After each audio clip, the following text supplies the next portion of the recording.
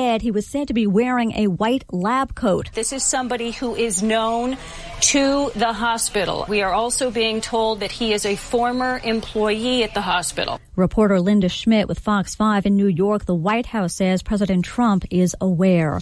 The White House also maintaining the president has not changed his thinking on health care. We're focused on the end product here, and that is to repeal and replace Obamacare. Deputy Press Secretary Sarah Huckabee Sanders also says that every possible option is being explored, and that includes a repeal without an immediate replacement. Fox's Jared Halpern is live on Capitol Hill. Senate Republican leaders are working on a health care bill spending the 4th of July holiday, trying to build consensus within GOP ranks. But if that fails, President Trump suggests in a tweet to vote immediately to repeal Obamacare and replace it later.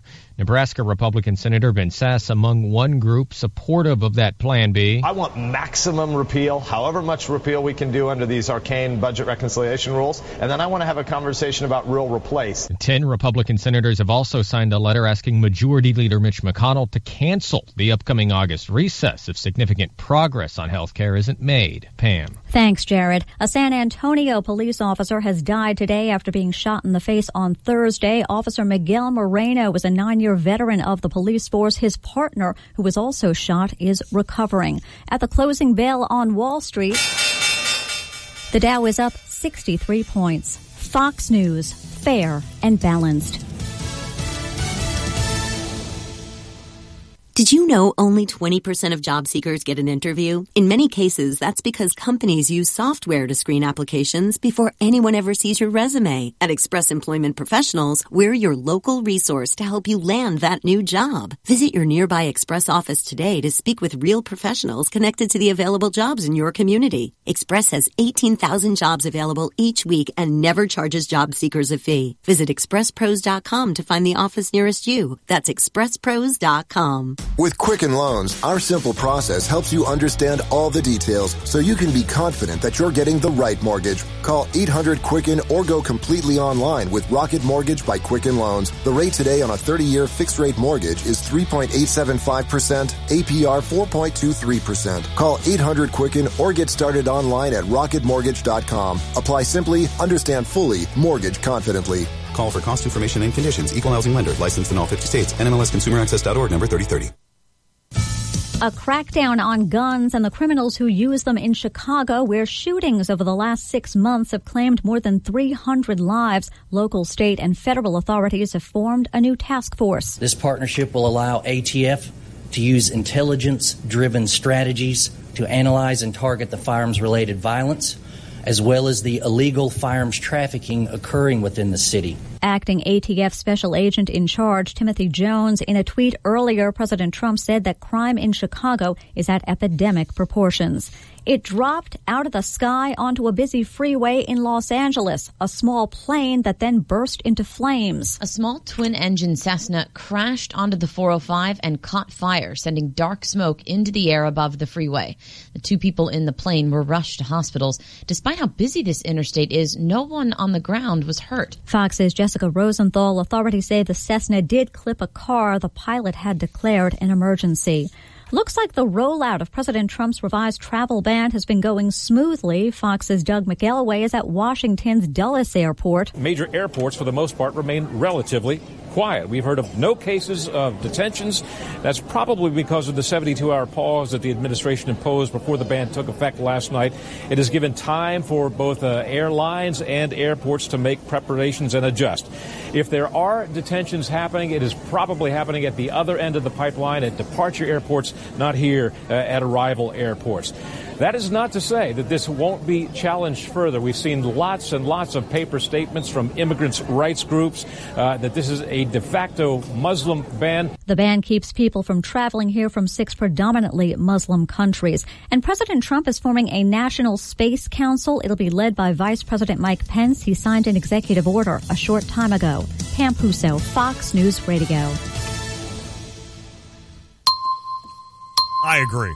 Here's your ESPN Radio 3-day forecast brought to you by Chief Bauer. Trust the experts at Chief Bauer Service Experts to keep you comfortable all year long and keep you cool all summer long. Call 866-EXPERTS or visit them online at chiefbauer.com. Could have some more thunderstorms roll in this afternoon. Should clear up tonight. A low of 66 degrees.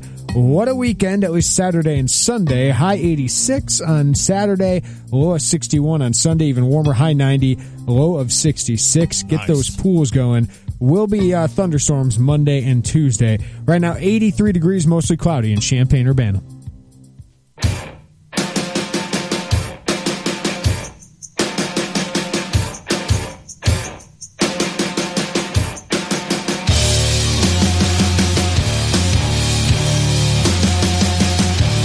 There's a deep drive right center, way back. It's gone. Jamer Candelario, his first major league home run, and it's a go-ahead shot to make it 2-1. Murphy holding. Rendon, deep left center. See you later. 3-2 Nationals. One to La Stella. That's a base hit. Caratini scores. Out into right center. Baez will score. La Stella to third. He's going to be sent to the plate. Relay throw. Not in time. Cubs lead. Called strike three. Cubs win. Cubs win, and they steal one from the Nationals and get a series split. Oh, yeah. Highlights courtesy of Comcast Sportsnet Chicago. Your Nationals highlight of courtesy MASN. What a ninth inning for the Chicago Cubs in a game they trailed. They were down 4-2. You thought, all right, this one's probably done. And then you remember, wait a minute, the Nationals don't have a closer. And then the Cubs took advantage, and what a ninth inning. What a fun win. Those are one of those wins you remember at the end of the year. Yeah, that felt like a big win yesterday. Yeah, it did. It totally did. And Harry Black, I know it's one of 162, but that win felt like a feel good, we are good, hashtag we are good, even though Miggy's gone. That's Cub. Win. Yeah. Right? That felt like, hey, we can do this. We go to the Nationals and we split a series when we should have probably maybe got swept in that thing. Right. That's a feel-good win, but it's just I don't understand what the Nationals. I don't either, and I loved. I could sense a Jeremy Warner tweet coming out immediately, and it's not just David Roberts. No, right? Anybody. But all year, all off season, the Nationals knew we need a closer. Yep. And they whiffed on every target. They whiffed on Chapman, whiffed on Melanson, right? And then it didn't trade for David Robertson. Mm-mm. So they go in with no closer. They try, Coda Glover looked good for a little bit, and he's gotten hurt, the rookie. But they needed bullpen help, and they've avoided it. Mike Rizzo has avoided it. I understand that the Nationals have this huge lead. Yeah, they're like 9.5 games up. There's not a lot of teams that need a closer right now, but there's a lot of teams that need relief help. Yes. So even a team that doesn't need a closer, they can trade for David Robertson. Right. But, the Nationals need a closer the worst. So maybe they're waiting out the market, trying to drop the price a little bit. And they can do that because they got such a big lead in the NL East. But they're costing themselves so many games here. It's crazy. They have blown so many wins due to their bullpen, and it could cost them hosting a series in the playoffs. And it feels like the Nationals just never have that sense of urgency, whether it's sitting Strasburg in 2012. Right. Instead of, kind of pushing him along all year, kind of spreading out his starts and saving him for the postseason. They just shut him down and say, we'll be back here again. Yeah. You can't guarantee that. You can't. And if you look at the Nationals the last, 5 years? I mean, they've won a lot of games. Yes. They've been very, very successful. Now, have they turned that into postseason success? No. And the 1 year with Strasburg, you scratch your head. The Cardinals ended up taking advantage of that. But you sit there and you think, all right, guys, I understand you're on this nice run. This isn't always going to happen.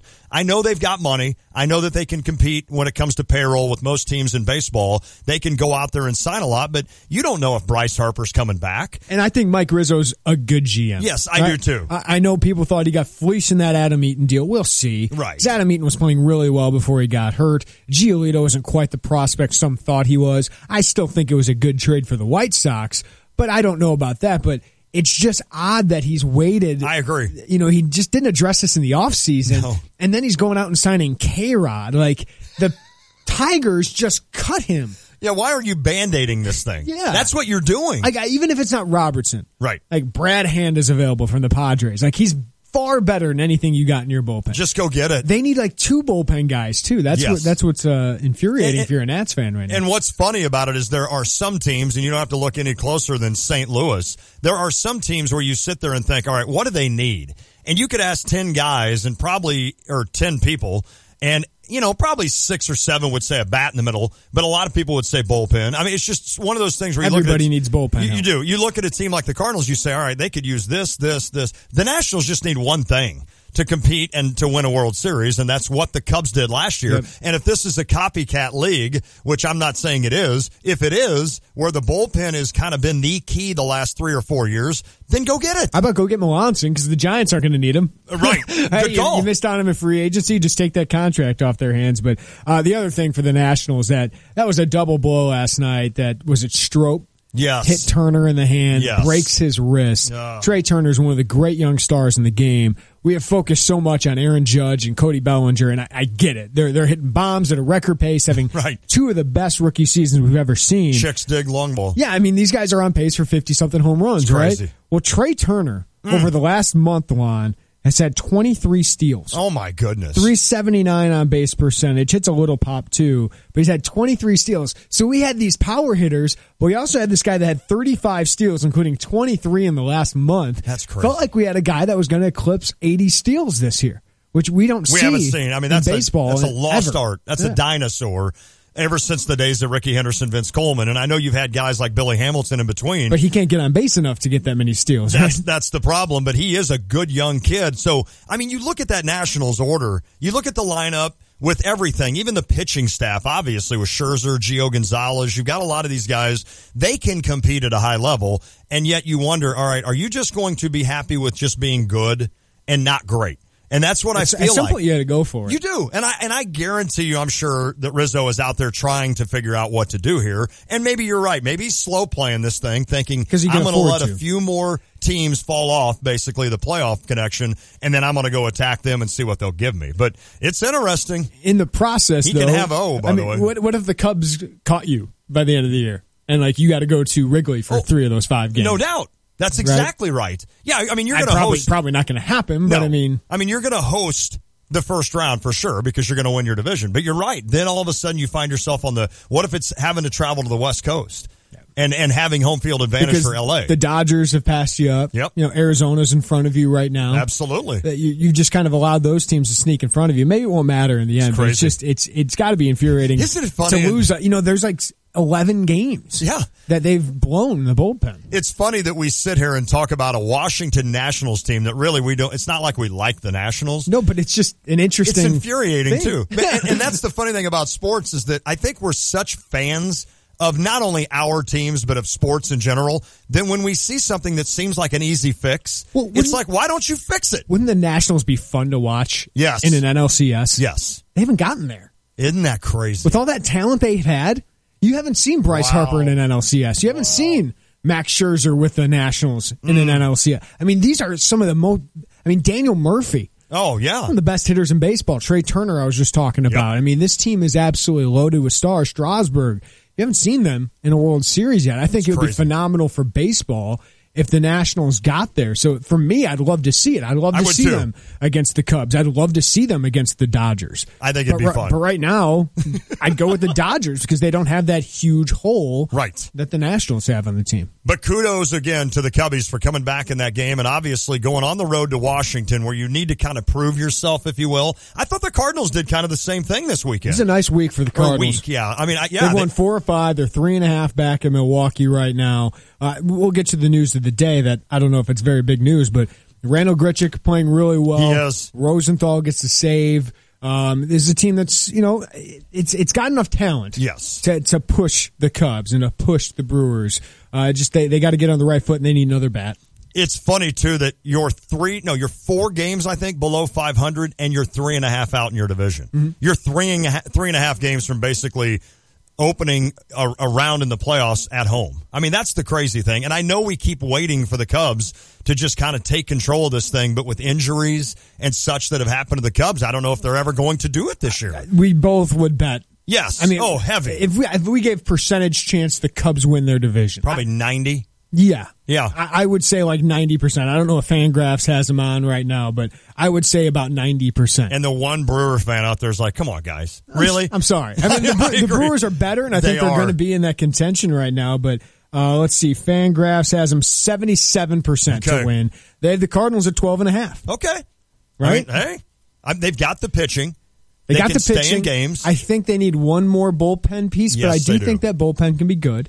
I think that bullpen piece is pitching tomorrow, and that's Michael Wacha. Think about I just think that if you could bring up Flaherty or Weaver, whoever you bring up is not going to be as bad as Michael Wacha as a starter.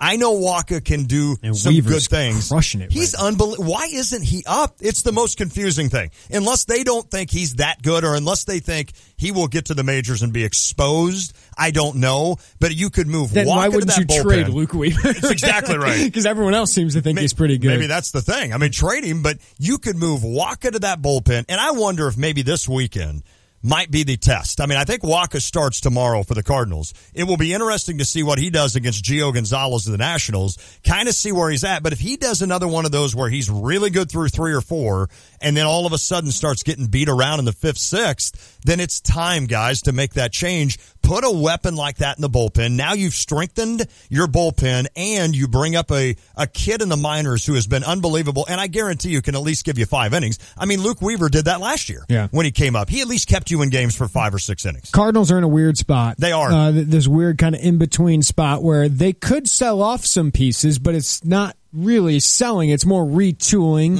and still competing at the same time. And Bill DeWitt Jr. at the press conference today where they announced that Mozeliak gets promoted to president of baseball operations and assistant GM Mike Gersh gets promoted to GM. We'll talk about that here in a second. Old Gershie. But Bill DeWitt Jr. at the press conference said, if we have a short-term asset and can turn that into a long-term asset, I view that as an investment, not selling. Okay. That sounds like they are very open to doing that. I think you're with their right. short-term assets, which would be Lance Lynn. Yep.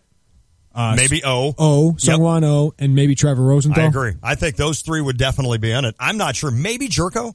And the way Rosenthal he's could playing, be an interesting guy for the Nationals. He could. Right? He could. That wouldn't be my top choice. No. Given some of his issues. But he's better than what you have. Yes. And he throws the ball 100 miles an hour. Yes. And I do want to correct before we move on. You're right. Alex and Urbana, I apologize. Lowest division winners not home in the playoffs. That was my fault. So the Cardinals NL Central winner likely will be on the road. Will be on the road. So I apologize. I appreciate you correcting me. I didn't mean to say that. But you're right. And again, I know I'm always higher on Rosenthal than most because I've seen what he's done for the Cardinals through the years, and I keep seeing him go out and throw 100 miles an hour. Now, that's one thing. You still can't go out and have 25 pitches in 1 inning. Control isn't it? That's his issue.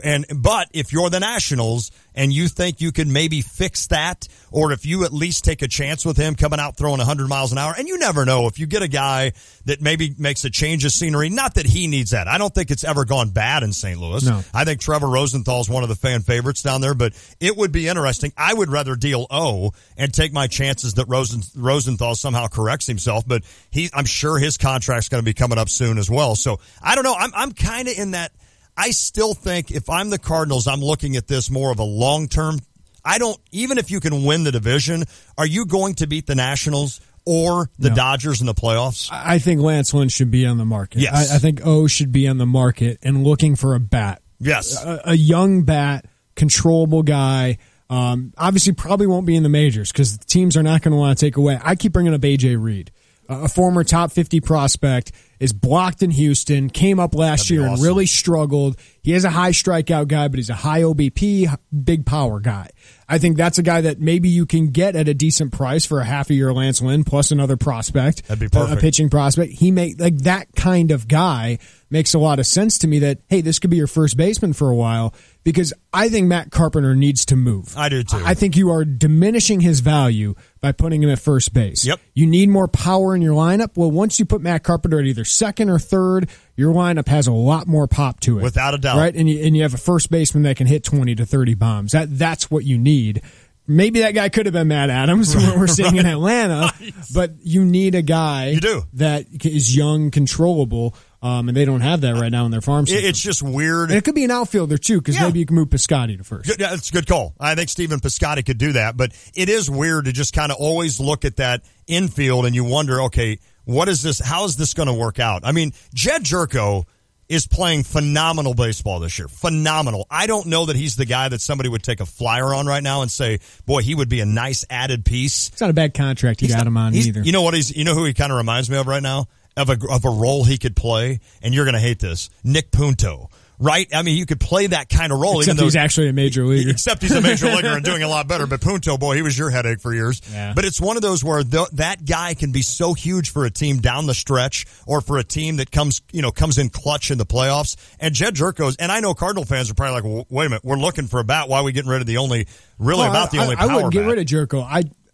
Colton Wong is not my plans. No, I agree. I'd rather have Matt Carpenter at second. Yep. I know it could cost you defensively a little bit, but I think that bat is worth it. Putting him there, or maybe putting Jerko at short. I don't know, because Aledmus Diaz ain't your guy, obviously. No, I hope they get this corrected. And for so many years, the Cardinals, you just knew exactly who the first, second, short, third. You knew exactly what the infield was, and that's most teams. And this year, I just look at it and I'm like, it seems like Carp's out of place. Jerko, I mean, he's been decent at third. Colton Wong, I don't know, at second. Too many questions. Well, we'll see who's actually That's making. That's why you're 4 games under 500. We'll see. Is there a new guy making these moves? Interesting. No, I don't think so either. I think nothing's changed. Mozeliak, now the president of baseball operations. Mike Gersh is promoted to GM. I don't think anything changes because the reaction right away, Lon, is, oh, now someone else is making the moves. No, this is the way baseball has gone. Kenny Williams became president of baseball operations. Rick Hahn became GM because they've been in those roles for a while. Right. They got title increases, salary increases, but Kenny Williams was still the guy signing off on moves if he got the owners, right? And this is the same thing. Mozeliak's been there for 10 years. He gets a big bump in title. He gets more prestige a little bit. Maybe he deals less with day-to-day stuff and bigger picture stuff. But when it comes to making the moves, Mozeliak's still the guy checking off the marks. And for me, I want him checking off those moves. One of the coolest things that Fox Sports Midwest did is around the baseball winter meetings, they went behind the scenes with the Cardinals, and I thought it was cool. They had cameras in the room with Mozeliak, Gersh, and a lot of these guys. And Mike Gersh has been with the Cardinals since 2006. He's a Chicago native, Notre Dame graduate, I read today, which is interesting. But he's a guy that has always been worked very closely. I mean, it's almost like basically in Chicago with Theo and Hoyer. Yeah, I mean, or with Kenny. Exactly. That is what it is. Yep. I mean, what they are doing is the Cubs model. Yep. And the Cubs are the first ones to do this, but Theo Epstein is the guy who makes most of the moves, right? Yes. But it's a collaborative thing with Jed Hoyer, Jason McLeod. They all have input.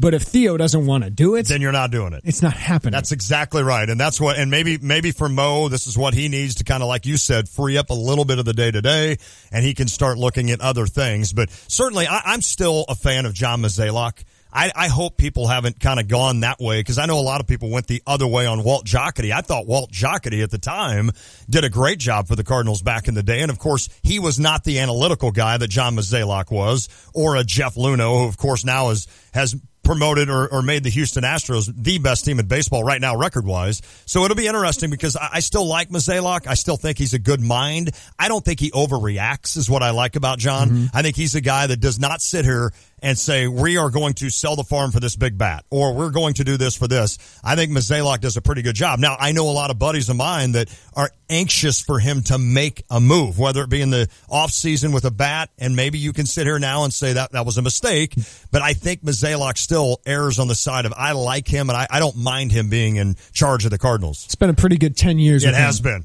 I know Jeff Luhnow was a part of it, right? No doubt. Luhnow hasn't been here for a while. That's right. And the Cardinals have been pretty dang good.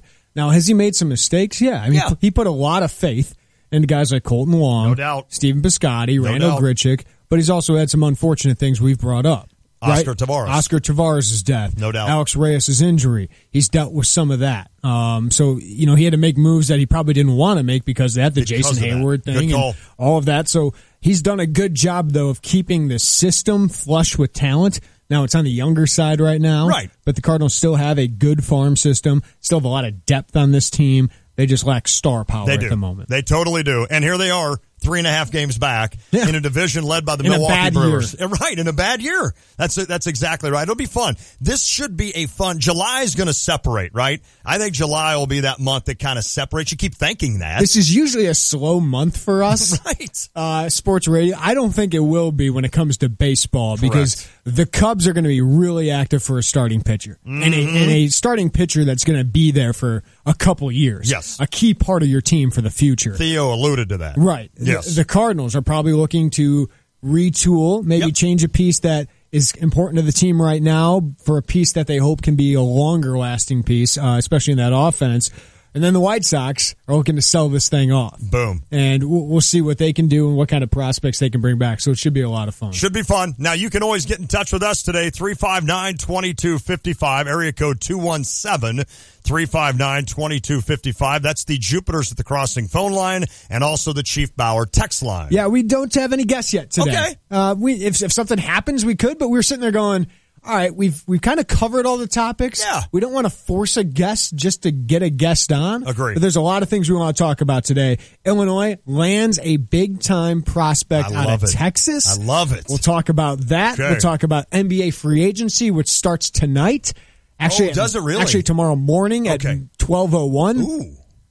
I got an issue with that. We'll talk about this. Oh, I think okay. the NBA is being stupid. We'll talk about Chris Bryant's ankle sprain, but also if you watch the late game, the White Sox-Yankees, there was a really late horrid injury was there? to Dustin Fowler. Oh. He's one of the Yankees' top prospects, just got called up. First inning, runs into the wall almost full speed. Ugh. One of those half walls down the line. Yes. And he ruptured his patella tendon. It was an open rupture or something like that. No. He had to have surgery that night at Rush Medical Center in Chicago. Oh, bless his heart. Yeah, so we'll maybe ask about that for our injury report as well. And in the 4 o'clock hour, I'd like to get into a discussion about sports media because there's a lot going on in the sports media landscape, whether it's ESPN changing up their sports center, Fox Sports has just completely changed their website, a lot of people dropping written content. So I'd like to talk about that. I know Austin's a big sports media nerd. I'd like to talk to our interns about how their generation kind of consumes sports media compared to me, compared to Lon's generation.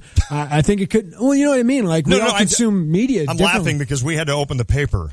Like early on in my, sometimes you either had to listen to the radio to know if the Cardinals won, or you opened the paper the next day. Right. That's how sad it was. Now you get an alert to your phone. Right. Boom. Just like that. So, I know exactly if the Cardinals won or lost within minutes. I'd just like to have a discussion about where it's going to go. So we'll do that as well. And you can always participate at 359-2255. Follow us on Facebook and Twitter. Just search Tay and J Show. I tweet at J Warner Scout. I just made myself sound like I was 85 years old. Like back in my day. I'm thinking of the Kenny Chesney sign.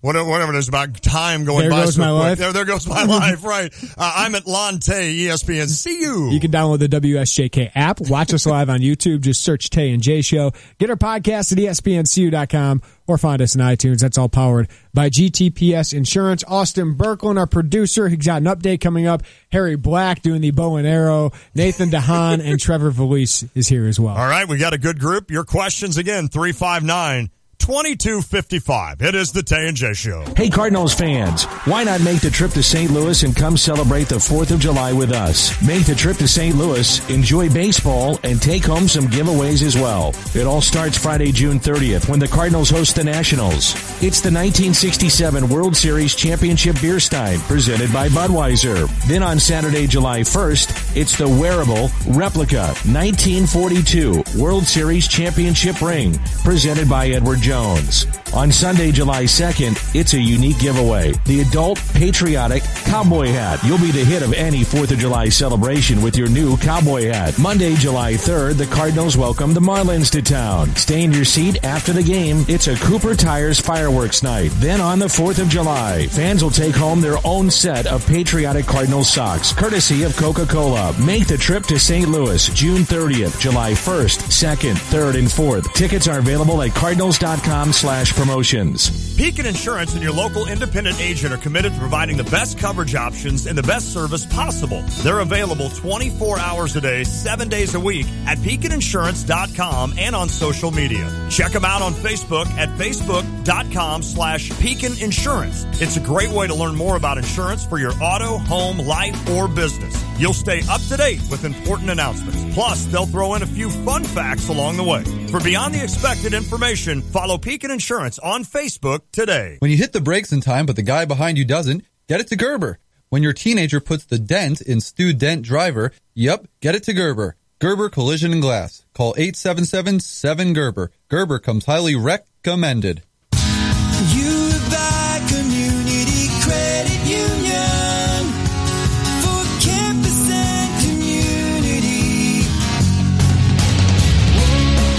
about summer, what comes to mind? Sunshine, picnics, ice cream, and double points. That's right, double points all summer long with the Illini Visa Rewards Card and the U of I Community Credit Union. Now through the end of summer, use your Illini Visa Rewards Card on purchases for gas, groceries, and restaurants and score double points. Plus, you can score an extra bonus 1,000 points with your Illini Visa for 20 or more transactions each month. Use those points to purchase once-in-a-lifetime trips and experiences. Not a member yet? Visit IlliniCard.org today. U of I Community Credit Union for campus and community. Oh my goodness, I am tired of being known only as the guy who turns into a werewolf at the full moon. There's more to me than that. Just like Geico. Sure, they could save you money, but Geico also has a 97% customer satisfaction rating, so you know people love them. And yeah, I become a man-beast once a month, but I become the world's greatest crepe chef every single Saturday morning. Geico. Expect great savings and a whole lot more. Hi, it's Stevie J. Start your day with me along with Diane Ducey, weekday mornings 7 to 9, here on ESPN Radio 93.5.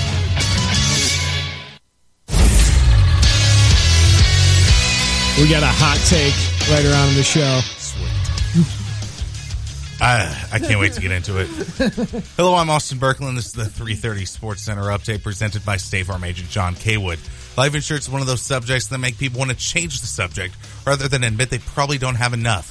Find out how the benefits of life insurance can live on for your family. Call State Farm agent John Kaywood in Champaign at 217-367-1105. Breaking news today. I met former college sports sideline reporter and current CNN reporter Kaylee Hartung today. It's a big day for everybody. I saw the picture on Facebook. I was shaking. I was a little nervous. You did ask her to come on the show, and she said yes. Yes, but CNN said no. That's lame. You know, whatever, CNN. Good effort, Austin. Yeah, that was. At least, unlike somebody else on the show, when you meet somebody famous, you ask them to come on the show. The Illini picked up a commitment from three-star Texas O-lineman Kevion Myers. He had offers from Mizzou, Texas Tech, West Virginia, and Mississippi State, Colorado, and Utah. Though at the end of his commitment tweet, he did say, "My recruiting process is still open to all coaches and schools." Oh, boy. Cubs win. The Cubs defeated the Washington Nationals 5-4 in dramatic fashion yesterday afternoon.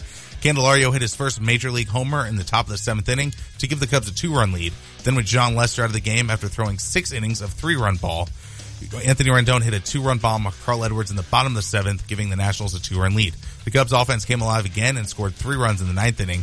The Cubs traveled to Cincinnati for the weekend series against the Reds. Enough of the Cubs. It's Montgomery versus Feldman. First pitch is 6-10, and the Cardinals dismantled the Diamondbacks yesterday 10-4. Gritchick homered, and he has now 7 homers on the year. Martinez and Pham both hit 2 RBIs. And that, my friends, is the update. Man. It's all about the Cubs when Austin's on the update. All right, so Austin, you have a huge crush on Kaylee Hart. Not only because she's a beautiful woman. Well, right. Just like I thought Erin Andrews when I was in school. Like, that's your Erin Andrews. Yeah. She's really good at her this job. generation's Erin Andrews, I would say. And she was sitting there on the quad doing her story for CNN, and I came up to her, and I was like, "You're Kaylee Hartung, right?" Oh, boy. She was like, "Yeah." And I'm like, Did you do the Chris Farley? Remember when you were in Alabama? That was awesome. Were you smooth? Did you go to me, "Hey, Kaylee, what's up"? No, absolutely the most opposite thing. I was like, I love your work on CNN. You do a great job on the sidelines. You were great. I just want to tell you. And then the producer of CNN said, "Do you want a picture with her?" And I'm like, yeah. Can I? Of course. And she was like, "Yeah, let's take a photo." And I'm like, "Okay." And so I got a photo. Put her arm around you? Yeah. Ooh. Yeah, I know. It's a good photo. It is a good photo. She took like a spurt of 5 photos, so that's great. Man. It was definitely a different experience. I never thought I'd meet somebody on my list of most beautiful women on the face of the earth, but I finally have. I'm trying to How picture. much taller are you than her? Oh, she is really short. I was not anticipating that, but I mean, okay. I guess I could have known from the sidelines. I'm trying to figure out what I would do if I ran into like Sandra Bullock. If I would be the same as Austin, where I'd just be like, "You're Sandra Bullock." Yeah, correct, I am. Yeah, I was speechless for a little bit. That's awesome because I saw a camera crew I was like, oh, WCIA must be doing something for the missing student, and then I was like, oh my god, that's Kaylee Hartung. I didn't even think about it. So that's why CNN is here for that story. Okay. Yeah. Okay, so Kaylee Hartung or the U.S. gymnast you really like? Ooh. I've got to go with Kaylee Hartung. Okay. That might be sensationalized. Allie Raisman.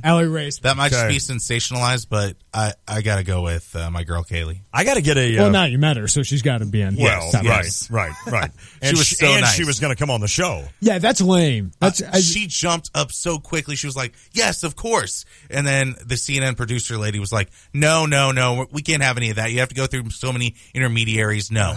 And I'm like, okay. You should have just slid your number to Kaylee. Yep. And said, you give me a call. How do you know? How do you know that he didn't? Shoot your shot, Austin, yes, I guess. You should have shot your shot. Yeah. Next thing we know, awesome, Austin's moving to Atlanta or whatever, dating Kaylee Hartung. I'll be the new producer. Things will change. We had so many plans for Austin. Why would you stop that if you're CNN? I don't know. What is that going to do? Are we going to sit there and go, CNN, are you fake news? Exactly. We're going to talk about sports with Kaylee Hartung. I mean, I'm sure we'd have to do it like 4:30. That way, so she doesn't hear the 4 o'clock Fox News thing. We'd have to do bottom of the hour. Yes, for sure we would. That's so funny. Well, congratulations. Thank you. I did a lot to do this accomplishment. That's weird. So you didn't even know she was on campus? No, I was there for a sales meeting with Josh, but that meeting got canceled. And then boom, there she is. I turned around on the quad. That's destiny, man. She was there. Fate. That's no doubt. It was my Aaron Andrews moment. Austin, I would stay. I would be emailing her every day, tweeting her every day. I mean, I would be she creepy. Did respond to the photo. She said it was great to meet you. Oh, that's sweet. Yeah. So I guess you could think things are pretty serious at the moment. Keep shooting that shot. Keep shooting that shot. Yes. I'm waiting for that follow now. Yes. Things are pretty serious. Well done, Austin. That's awesome. Good for him. All right. Well, Illinois got maybe their highest profile commit. I mean, Karan Taylor is a big name in the state, but didn't have a bunch of Power 5 offers. Ron Harge III, who they got earlier this week, was a very good get who had a bunch of Power 5 offers, but they land 3-star Texas offensive lineman Kevin Myers, who had offers from Missouri, Texas Tech, West Virginia, Mississippi State, Colorado, and a few others. It was funny, Lon, I talked to him that night, on Wednesday night, at about 9:30. I talked to him. He said it's down to Illinois, Missouri. He had just visited Illinois for their Friday Night Lights camp and watched that camp, didn't participate in it, but he's a legit 6'5", 330. Man. And then he committed at 12:15 that morning. In the morning. Yes. So he committed. I woke up and I heard he committed. Aren't young people like that usually in bed? I guess not. Summer vacation. Yeah, well, that's true. They can do whatever they want. But that's another win over Missouri for Illinois. Larry Boyd did it, and Larry was talking Keevan's ear off at this camp. Okay. And I think that was a very good influence to have a Larry Boyd who passed up on a lot of other big-time schools. But that's another win for Illinois over Missouri. They got him. They got Tony Adams, and now Kevin Myers. Lovie Smith really helps you when you compare it to Barry Odom. And it sounded like he really likes Lovie Smith. Yeah. I mean, like a lot of these guys, it sounded like he basically said, Lovie's from here. He connects with me. And that's important, obviously. First of all, great name. Kevin, that is a cool name. How out of the blue is this? Well, here's what I tell people. When it comes to recruiting, follow the visits. Okay. Right? If a kid is visiting your school, especially out-of-state kids, they're really interested in you.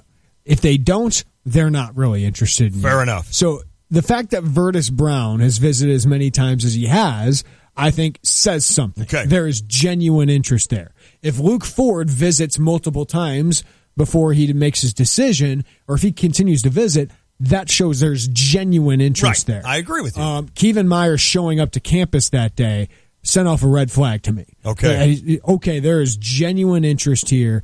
And to get a kid from Texas is big. That's the first one. First kid from Texas to commit to Lovie Smith. They've been working that for a long time, and you hope it helps other kids buy in. That say, okay, especially Dallas, which is a flight away because CMI flies in and out. That's Dallas huge. every day.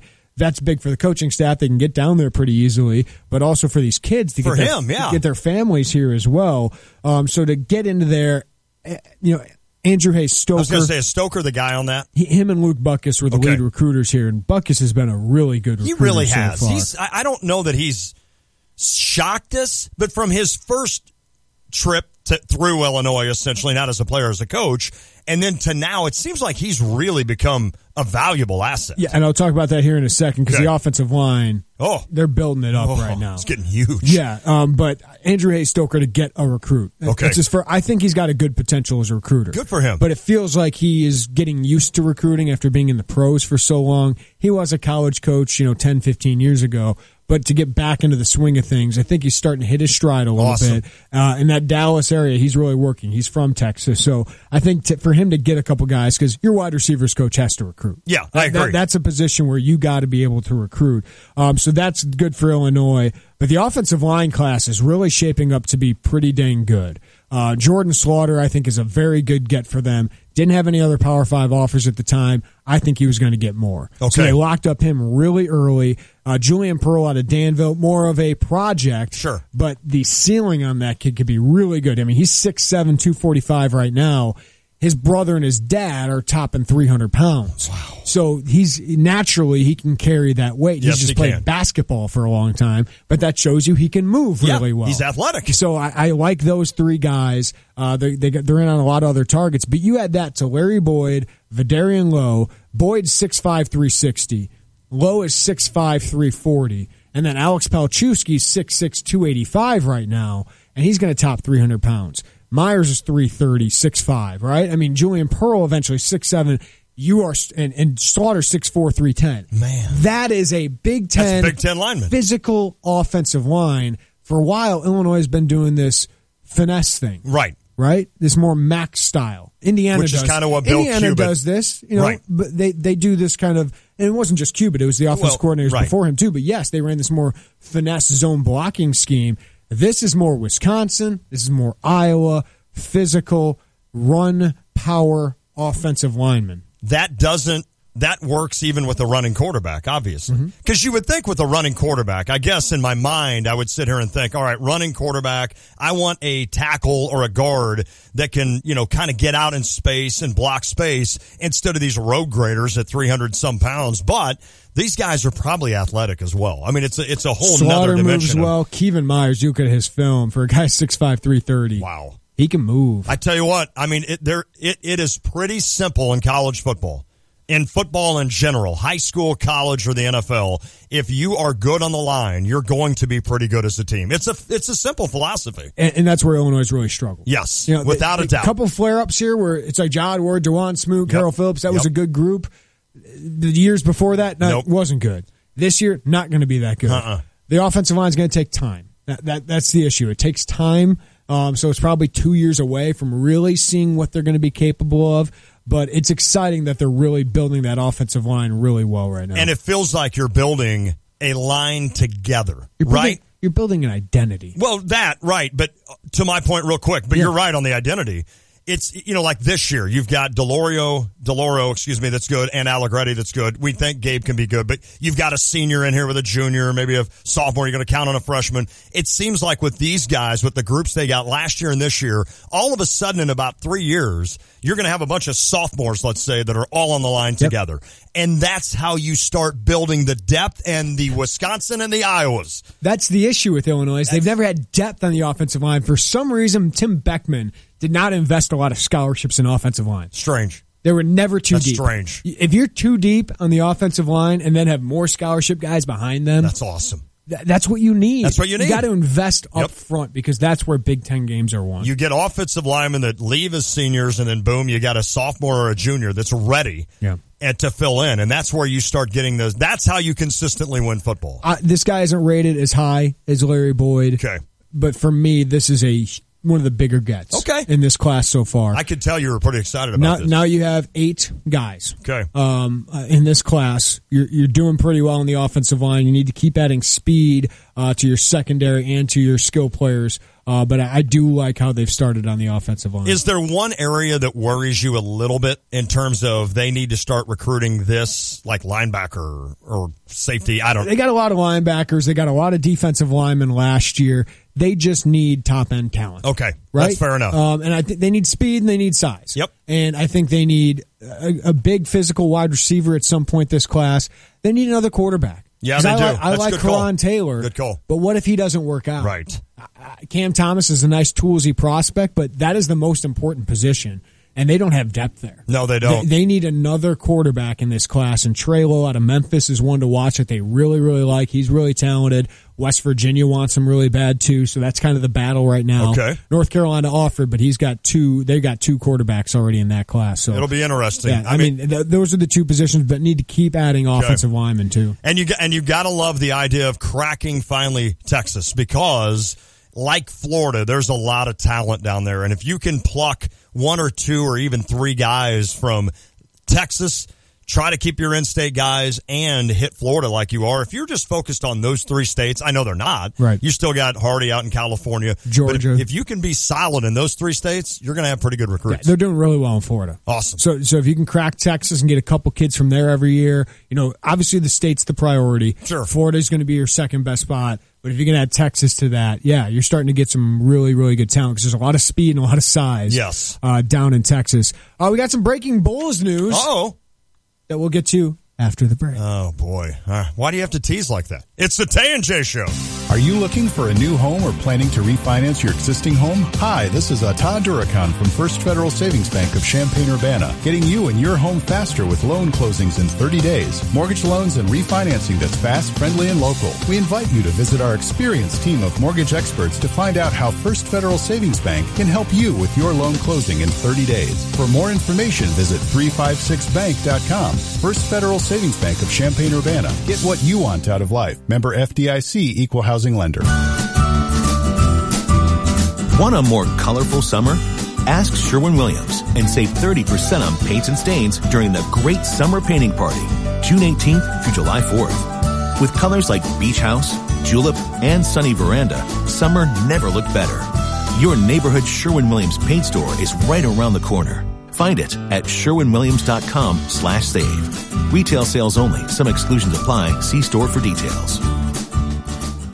Got a question? Talk to our experts at StevieJay.com. Experts are ready to answer your questions for free. Looking for cool trends in clothing or gear as you support area teams? Game Day Spirit is the official fan store of the Fighting Illini. Landscaping tips are also available from Country Arbor's Nursery. New tile or soft surfaces in your home or business? Flooring Surfaces, where the world is at your feet. Experts are available now online at StevieJay.com.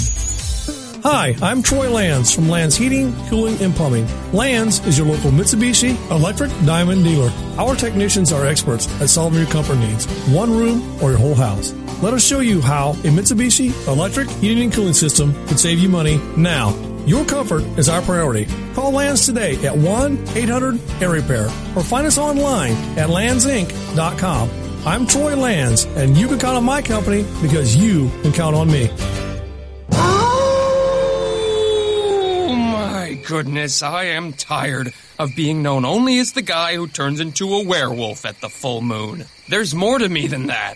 Just like Geico. Sure, they could save you money, but Geico also has a 97% customer satisfaction rating, so you know people love them. And yeah, I become a man-beast once a month, but I become the world's greatest crepe chef every single Saturday morning. Geico. Expect great savings and a whole lot more. Protecting your home and family. You better have a plan. Keep them safe from harm with a home alarm from F.E. Moran. Home invasions are on the rise all across the land, but they'll think twice when they see the sign for F.E. Moran. Don't wait till it's too late. It's time to make a stand.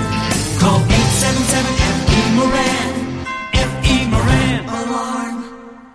Flooring Flooring Surfaces Factory Outlet is the premier source for discount flooring in Central Illinois. Dozens of Mill Direct carpet rolls are in stock now. You can take home a new carpet today or use our professional installation service and we'll measure for free. And check out the Deal Zone, where porcelain tile is just 49 cents. Hardwood, laminate carpet, or vinyl, you'll find great discounts at Flooring Surfaces Factory Outlet, 1703 North Dunlap in Savoy.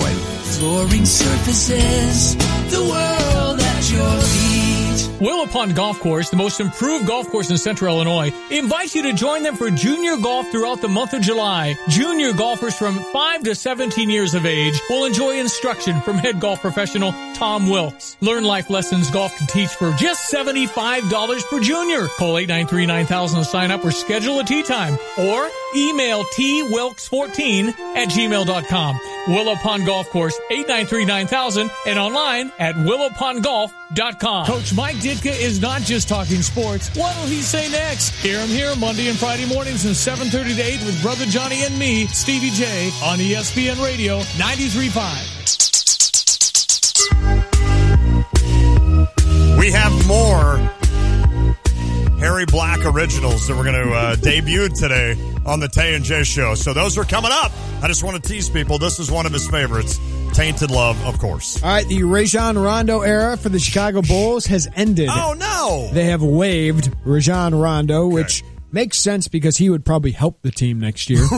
Right. I think it's like a $3 million buyout that they have on him. What did he make last year? About 15? Oh, yeah, something like probably, that. 10 to 15, okay. somewhere in there. But Rajon Rondo had a nice 2 games in the playoffs. Was not very good during the regular season. No, he didn't really get a chance early.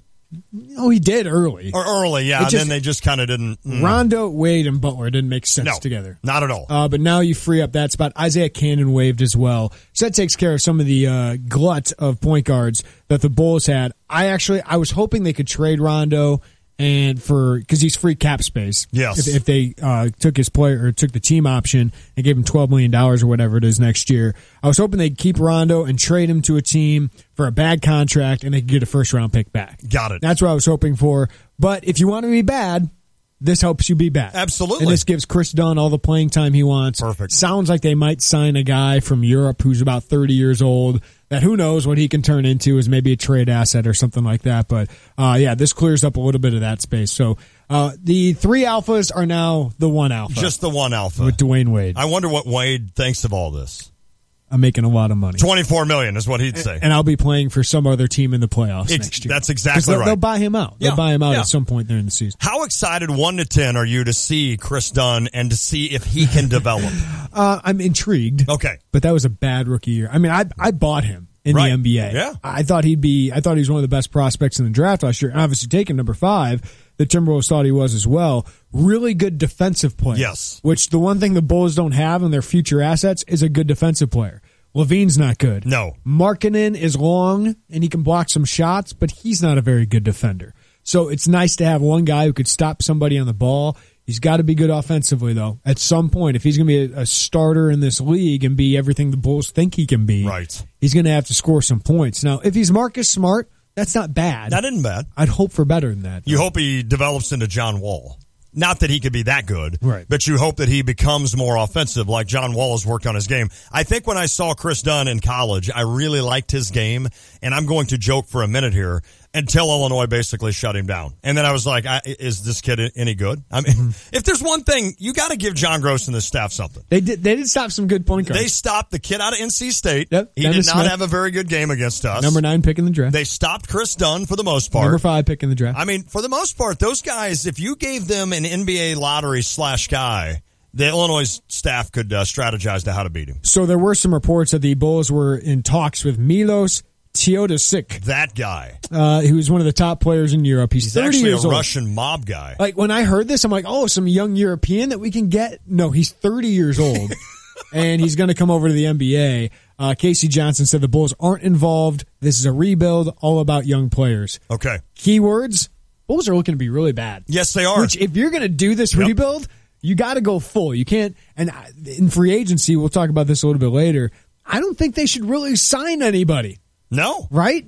I think you should use that cap space Yes. to acquire some bad contracts Yep. and get some high picks or some first-round picks, some assets that you can use in the future. I mean, it makes sense to me. You're still going to draw crowds. And like you said, it'll be interesting to kind of see what Chicago fans do this year with the Bulls. They love the Bulls up there. I mean, they're still probably riding the Michael Jordan coattails with regards to that is a sellout almost every time at the United Center, if not every time. So it'll be interesting to see what they do. I was just thinking in my head, you've got the Bears. The Bears are kind of on a rebuild, right? Yes. You've got the Bulls on a rebuild, and you've got the White Sox on a rebuild in Chicago. And then, of course, you got the Cubbies and the Blackhawks playing at a high level. Yeah. It's just interesting to see how all of a sudden out of 5 major sports, 3 of them are in major full-blown rebuilds. Who's a contender first? The Bears, Bulls, or White Sox? It's not the Bulls. No, I think the Bulls are last. I think they're dead last. I mean, this could be 5, 6, 7 years. Yes. If everything works out. Right. Look at the Sixers. If you go on that route, I don't know if they'll ever be as bad as the Sixers were, but that's kind of where you're trying to get. Yeah. Good. I mean, you have a few more starting assets than the Sixers had. Yeah, like probably. You got a couple, like Levine. Yeah, Levine and Dunn and Markkanen are better. I mean, the Sixers didn't have anything. We didn't have anything. No, and if we did get them, we got rid of them immediately. So it's interesting. Well, we'll talk about this because I would say probably put my money on the White Sox. One thing we have is that the Ricky Rubio is going to be dealt to the Jazz. Oh. That's from the Vertical Sham Charmian. So it sounds like he's going to go to the Jazz, and it sounds like the T-Wolves have interest in bringing Kyle Lowry in. Isn't he from the Minnesota area? Maybe not. Doesn't matter. Kyle I was Lowry, thinking he was. so. Maybe not. I don't know why I'm thinking that. But that'd be a nice piece to put along with everything else they have. Minnesota just slowly getting it done there. All right, it's time to hit the Jupiter's at the Crossing phone line. It's the Mettler Center Injury Report with Doctor of Physical Therapy, Matthew Gordon. Matthew, how are you, my friend? Great. How you doing? We are great. I wanted to ask you this real quick. I don't think we've prepared for it, but yesterday Dustin Fowler had an open rupture of his patellar tendon. He's in the Yankees. What does an open rupture of a patellar tendon mean, Matthew? Well, so anytime you do hear rupture for the body, it's not a good thing. So when you hear an open rupture, so if you think back to who was the Louisville player with basketball? Kevin Ware. Yep, Kevin Ware. So that was a open rupture or like an open fracture and stuff.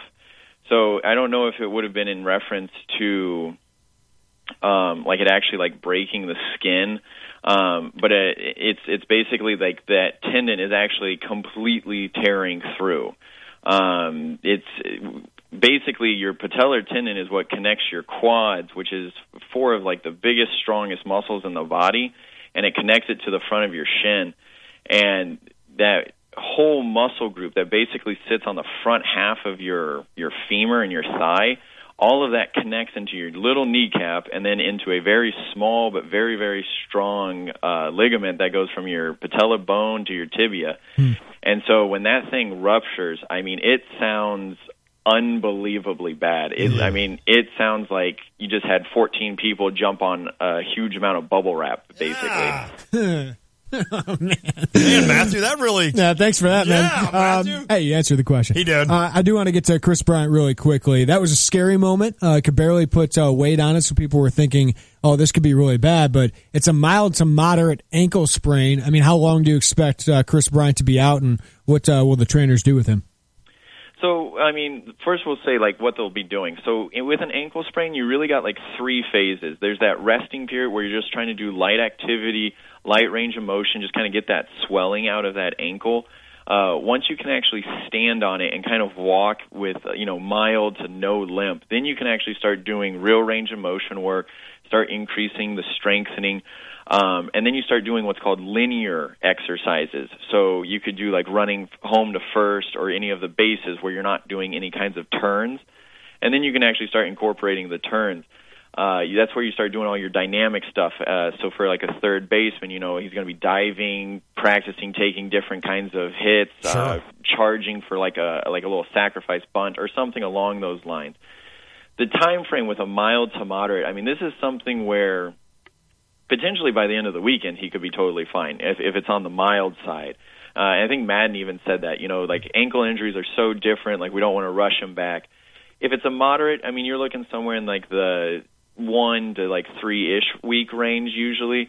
I think the biggest thing, though, with an ankle injury specifically, especially for a baseball player who plays like at the hot corner, you don't want to rush something like this at this point in the season, because when you injure a ligament, that ligament isn't going to heal as well as it once was. And so it's going to be a little bit more loose. So you need to spend some time building the strength of that ankle so that it has a better support. The thing I use with my patients all the time is if you've ever used one of those bungee cords to secure something down, right? When it's a new bungee cord, oh, man, it does a great job. Nothing's moving. That's what you want your joints to be like. You want it to be nice and secure. But if you've got a bungee cord that's either been overstretched or it's just really old, that thing's not going to hold anything down. So his ankle now has that increased mobility. So they need to take the time now so that, come postseason and hopefully another run for your Cub fans, this isn't going to be a problem. Man, Matthew on point today describing these things. If you have done. An ankle pain like Chris Bryant, you can get that checked out at Mettler Center. You can get a free consultation. Just go to MettlerCenter.com. If you are like Dustin Fowler, go to the hospital. Oh, boy. Right. Matthew, appreciate the time. You're very welcome, guys. Have a good one. You too, buddy. We appreciate it. Good stuff there. Chris Bryant, I mean, that is something that when it's one of your stars, you want to make sure that everything's good to go. Do you guys want to talk NBA free agency or sports media when we come back? What do you think?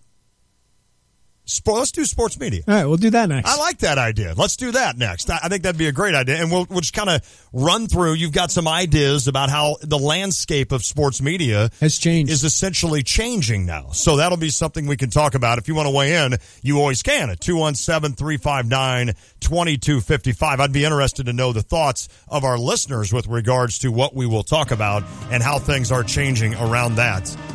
No guests today, so it's all about you. 359-2255. If you'd like to weigh in, we are back. It is the Tay and J Show.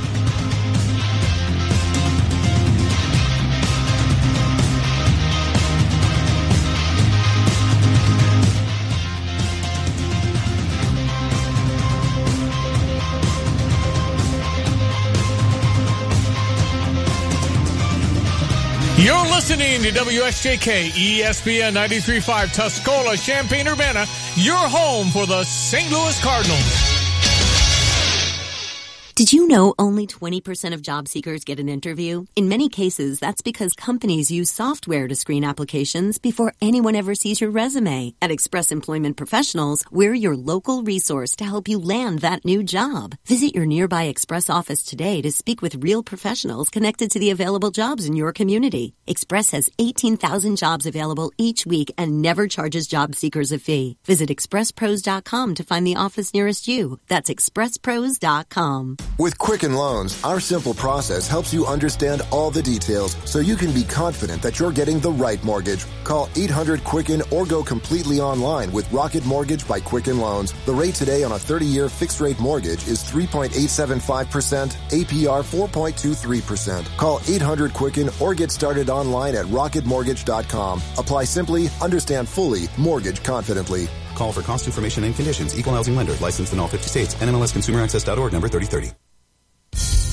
Local, state, and federal authorities are hoping a growing partnership in Chicago will pay off as the city works to curb the gun violence that claims so many lives. It is critical for the people of Chicago, public safety, that we begin to work together here. Attorney General Jeff Sessions on Fox and Friends earlier, more ATF agents are being sent to the city, their priority to weed out illegal guns and apprehend repeat offenders.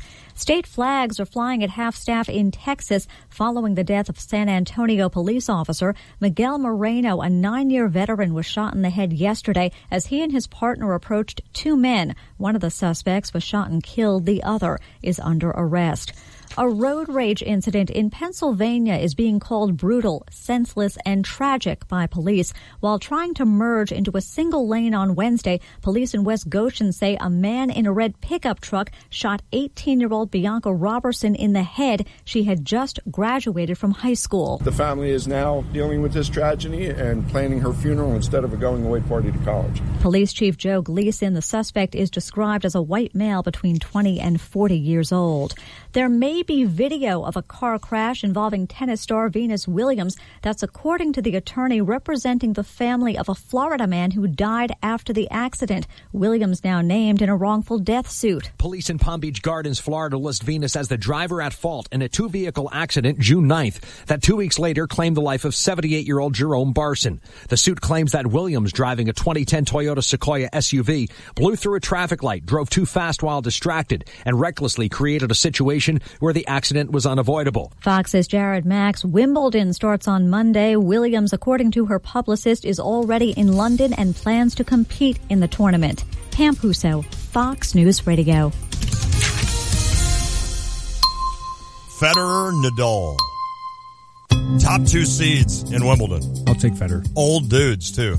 Nadal's on fire, man. He wants to tie close. Federer. He's coming close. I'm going to go Nadal. You go Federer, I'll go Nadal. We'll bet a pop on Nadal's better looking. He is. I think so. They're both pretty. They're both fine. I think they're both fine. Here's your ESPN Radio 3-day forecast brought to you by Chief Bauer. Trust the experts at Chief Bauer Service Experts to keep you cool all summer long. Call 866-EXPERTS, or you can visit them online at chiefbauer.com. Tonight, we could get a little bit of rain, but it looks like it's going to clear up. A low of 66. Saturday, high 87 and sunny, low of 61. Sunday, get in the pool, sunny, high 90, low of 66. Should have some thunderstorms on 4th of July. Right now, partly cloudy, 84 degrees in Champaign-Urbana. It's time to clap.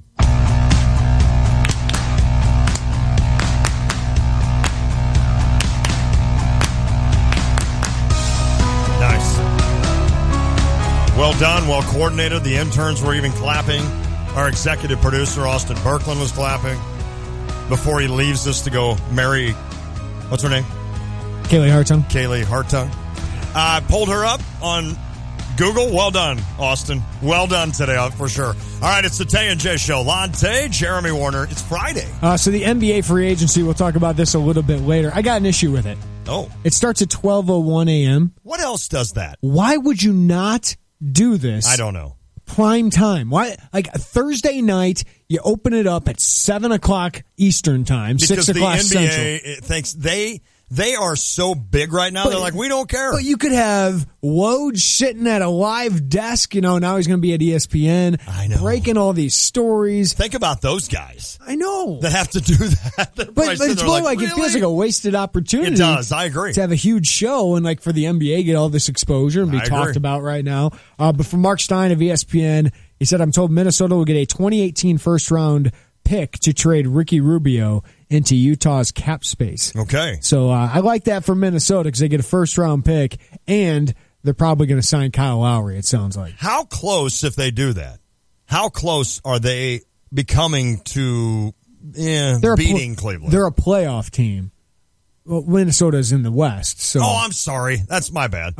That's right. They're going to be a playoff team. I was thinking Toronto. But what they're doing is they're setting themselves pretty well after the Warriors are done. After Golden State's run is done. Karl Anthony Towns is probably going to be a top 5 NBA player. Fair enough. Andrew Wiggins is a nice player. I don't know if he's going to be an elite NBA player, but he's really, really good. And we know Jimmy Butler is a top 15, top 12 player. So you've already set yourself up with that. Kyle Lowry, even though he's a little bit older, they need a veteran presence, a point guard who can shoot. Because you got Wiggins and Butler who aren't great shooters. So you had Lowry, and then you have Towns who could shoot. If you can add one more shooter, I really, really like that team. Okay. I think they could be really good in a couple years. They'll be a playoff team, but they're just going to be a fun team to watch. Totally agree. A team that's actually building up, kind of like the Houston Rockets. I do have some NBA stuff that we're going to talk about later because it will be interesting to see if Boston can lure in Gordon Hayward, which of course he played for Brad Stevens in college. So to me, that's a no-brainer. I think that's a little overrated, just like Scherzer being from St. Louis and Burley being from St. Louis. I do think it's more. There's a comfort there. There's a comfort. I don't think he'd go to Boston just because Brad Stevens. No. I don't think that's the number one, but I do think that would be a reason. I really do, because I think he understands that how Stevens operates. I think he understands because he can make more money in Utah. So for him to jump ship, he'd still make a lot of money. Oh, he's still going to make a lot of money. I don't feel bad for these guys. That's the thing about this new salary cap is even though they're giving more, they're trying to incentivize staying there. they make so much more money now than they used to. I mean, we're talking $200 million over 5 years or $150 over 4 years. So either way, you're making a ridiculous amount of money. You're doing okay. You're able to pay your bills, is what you're saying. Okay, no, I agree with that. All right, I'm going to let you drive this sports media discussion. I like this. Yeah, and hey, Austin, if you want to come in here and then the rest of the guys could share that mic, that'd be great as well, because there's a lot of changing going on in sports media. Yes. You see it with ESPN.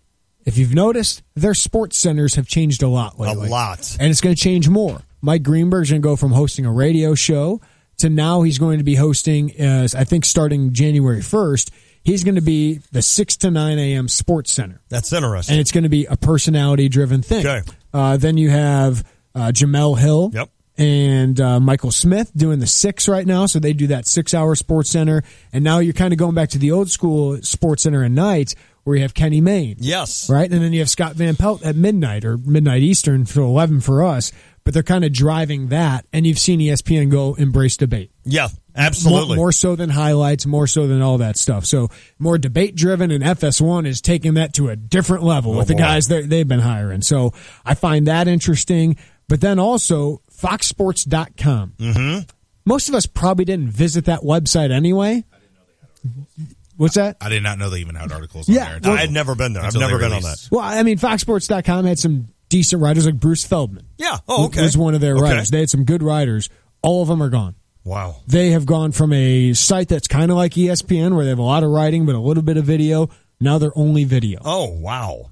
So the written content is gone. Other sites have done this, like Vocative is one of them. MTV News has gotten rid of all written content on their website because it doesn't make money. It's the Snapchat generation. If you look at Snapchat anymore, they have stories by major media outlets. By video, right? And it's all video content, and you can swipe up to read, but nobody swipes up anymore. It's just, there's a story right there. Tap. There's another story right there, and it's all video-based with a narrator and video pictures. It's so funny that we bring this up today, and I did not know we were going to do this. Yeah.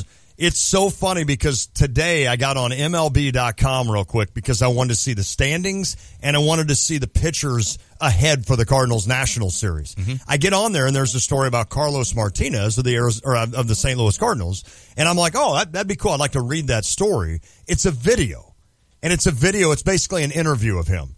And I wasn't interested. No. I was not interested in watching it. I would rather read a story that they interviewed Carlos. And it's not because Carlos doesn't know how to speak English. That's not the reason. Even if it was Mike Trout, let's say, I would be more interested in reading an article on Mike Trout than I would be on watching a video or an interview of him. Video lacks context that writing can give you. I totally agree. Yeah. So I'm interested just to start this conversation off.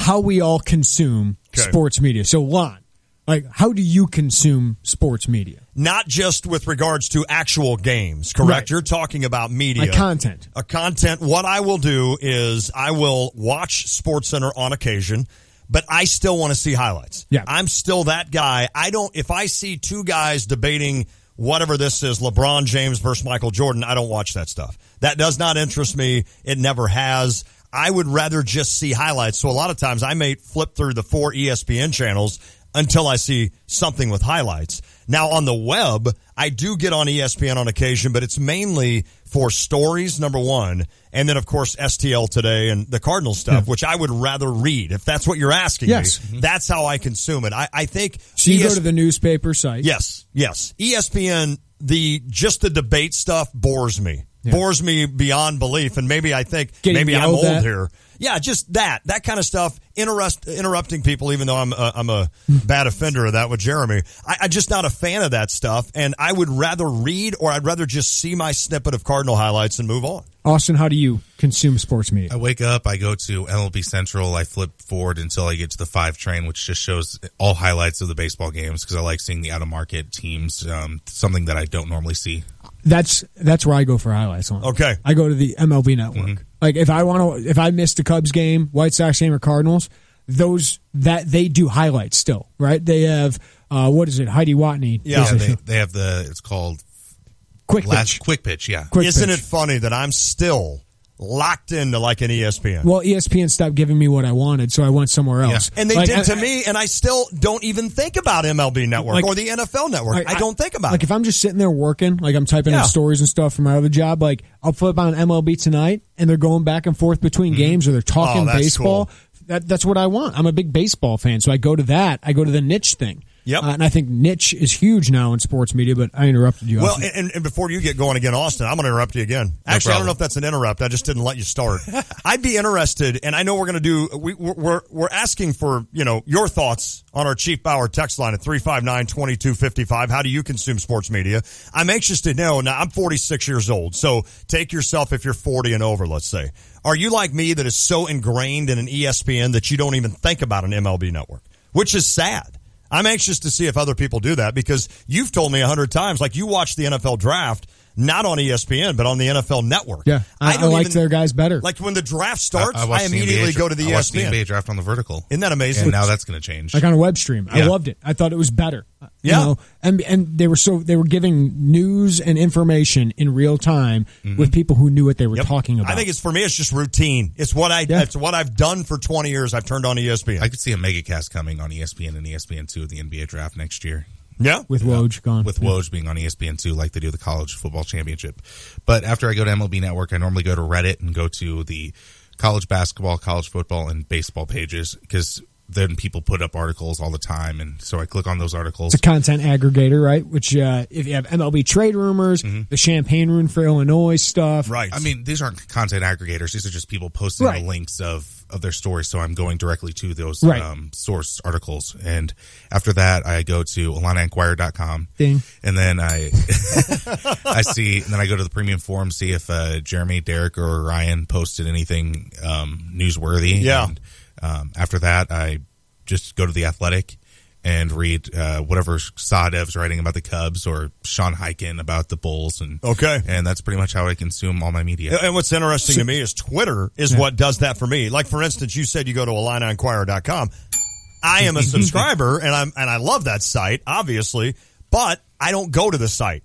I flip through Twitter, and when you post something, or Piper posts something, or Ryan or whomever, then I click on the link to get me to the site. Then I stay on the site. Yeah. So I want to ask some of these guys in here. Nathan, where do you go? Like, if you're looking to get your sports news, where do you go? So I'm not quite like Austin, where I have quite a routine set like that. That was very impressive. No doubt. From A to Z of what you do. He's a farm boy, man. He gets up early and he's 6th Regiment. Lon, I'm very similar to you, where I'm kind of ride or die on the ESPN train.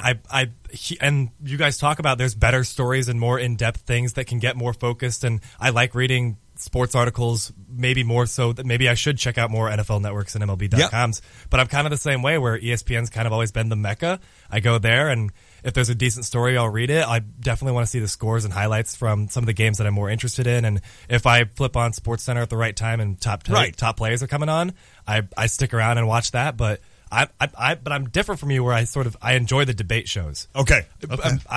I don't watch SportsCenter anymore, because I have my SportsCenter app. I have Twitter that updates me. I intern at a radio show where we cover all the bases. So I like hearing the debates. I think that's a pretty interesting aspect of sports media now. Yeah, and it's generated a lot of interest. They wouldn't do that kind of shows if they didn't have it. Trevor, I'm interested to see what you do. Like, where do you go? I'm with Austin here in terms of MLB Network. I think that might be one of the best sports network channels out there. I love MLB Central. That just kind of gets me up to date every morning on, quick hits on the highlights and all that. They don't necessarily go as much in depth with the debates, but more just quick news hits. Twitter, mainly. I'm addicted to Twitter. I scroll through Twitter all the time for my sports info. I'm down to pretty much 1 hour of ESPN a day if I can watch it, and that's Around the Horn and PTI. I like those shows. I think that's a good, especially Around the Horn, where they cover different angles from different writers from around the country. I think that's a good way to do it. It's a good mixture of analysis and debate. Yeah. They give you the news, but then they also talk about it. But it's the timed element, I think, is better, other than like First Take, where they just go off on something for 35 minutes. Around the Horn is better because it's got like a 2-minute limit. I like that. I agree. And then they move on. So I think that's more quick hitting, but. Twitter, I got to plug Champagne Room. That's a good place to go. I write there. So. Trevor, I'm really interested to bring up the content aggregator discussion a little bit later, because it's really interesting for me. because they're taking a lot of other people's content and kind of making money off that.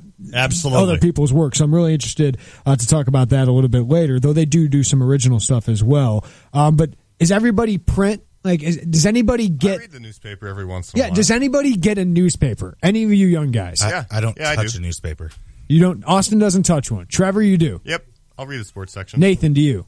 Like, you personally have a newspaper subscription? Yeah, I would get so now being at college, I don't anymore because there's no reason for Sports Illustrated to go to my mom, who's just going to stack them up, and then I need to figure out what to do with them. But when I move out and have a place that I'm going to always be living at and start settling down, I will get a newspaper subscription. Okay. I love the newspaper. Yeah. I love it. I get the Tribune on the weekends. Okay. Whenever I'm in Starbucks, I will look at the front of the New York Times. I mean, that's pretty much my newspaper. Yeah. I'm still right to the sports section, but I will read the entire paper. It's just difficult for newspapers now because the news usually is old. We're right. By the time it gets to you. That's the thing. That is exactly right. It was a few weeks ago, but I brought this up and I asked, do you think the evolution of technology has taken away from storytelling? Because we talked about when you used to do fantasy football lawn. Yeah. And you would go to the laundromat and do your laundry and then you'd take the scores and you'd call people. And it was an interesting story about how you did fantasy football. Now, everyone has that app. Everyone has the games on Red Zone and has the other app that's going to tell them the scores. And they don't need you. You have a laundry machine. You have all the laundry you need in your house. Exactly. And it takes away from that. This is how I used to do things, and an interesting and take that somebody else might not have. It's very true. It's very true. I'm interested, Harry.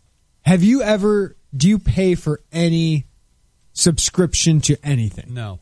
I don't need to. You can find out what you want on all the free websites. I basically get my media from NFL.com, NHL.com. Right. There you go. But aside from that, I forgot who said it, but, Austin, you post enough stuff. Jeremy, you post enough stuff. When I'm on Twitter, I can just, if I see an article that interests me that one of you guys linked to, I'll just click on it from there. Lana, like you, I also am big time on the highlights, and you can get most of your highlights just from YouTube or something. And when I do watch ESPN, because I can't afford ESPN channel, I just freaking go on YouTube and look at the top 10s that they have there. That's really where you get, or where I get most of what I need.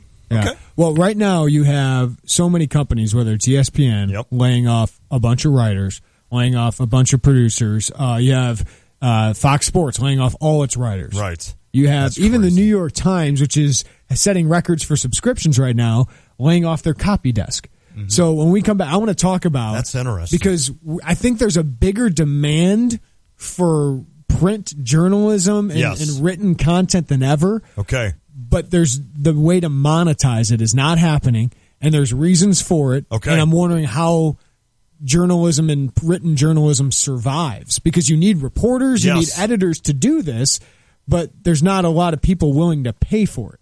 You know what I love about it, too, is we have 3 generations in here. Yes. We've got me, we got you, and then the younger. And I love hearing that because, and I'll expound on that. And we're getting a lot, and I love it.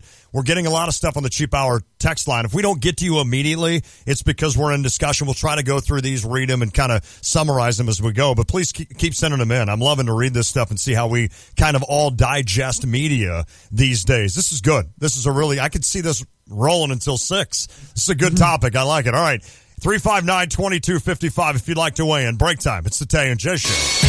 An ESPN Radio Mike and Mike Extra Point. Full steam ahead to what will be a long holiday weekend for some and the busiest few days of the year for most NBA teams. As before we get to the 4th, we have the first and free agency underway. Go like a mad dash for cash as the rest of the basketball world tries to find a way to chase down Golden State. It is that mad dash to create these super teams, as everybody wants to talk about. This is the part where you talk about the offseason being better than the regular season. Nobody talked about the Phoenix Suns in the regular season until we talked about them tanking. So now, their fans can be excited. We're talking about them possibly going out and getting some high-priced free agents. Yeah, the regular season is about losing, and the offseason is about trying to win. And I think there's something that is just intrinsically pleasing about that for sports fans everywhere. Even people who couldn't care less about the Phoenix Suns. Hear more from Mike and Mike Monday morning on ESPN Radio. Introducing the new Lucky Charms Shake at Burger King. It's a mix of hand-spun vanilla-flavored soft serve, tasty bits of Lucky Charms cereal, and memories of watching Saturday morning cartoons in your PJs. The new Lucky Charms Shake at Burger King. Relive your childhood in a cup. Maybe it's the magical marshmallow pieces flying up your straw. Maybe it's the magically delicious taste. Whatever the reason, it's a good reason to head over to a Burger King restaurant and try one now. Only at Burger King. Also, try the Fruit Loop Shake now at Burger King. Shakes available for a limited time only. Participation varies. When smart businesses need to grow their team, they do it on the site proven to deliver, Indeed.com. According to an independent study, Indeed delivers 5 times more hires than any other job site, more hires than the rest combined. And right now we're giving new users a $50 credit to post a sponsored job, boosting your listing in relevant search results. Claim your $50 credit at Indeed.com/credit. Indeed, the world's #1 job site. Terms, conditions, and quality standards apply. It's a familiar place you know. It's a relationship to hold on to. It's a place for families, a part of growing up, and a key to staying healthy. There are warm, friendly faces, people you trust because you know you're in good hands. Because you know there's complete passion, professionalism, and heart. If it's your first time or another visit, you get the care you deserve at Illini Smiles Dental Care. Dr. Shu, Dr. Fott, and Dr. Lou and their team are ready to see you now. Illini Smiles Dental Care, 303 West Springfield Avenue in Champaign. Book your visit online today at IlliniSmilesDentalCare.com. That's IlliniSmilesDentalCare.com. Illini Smiles Dental Care. We love to see you smile.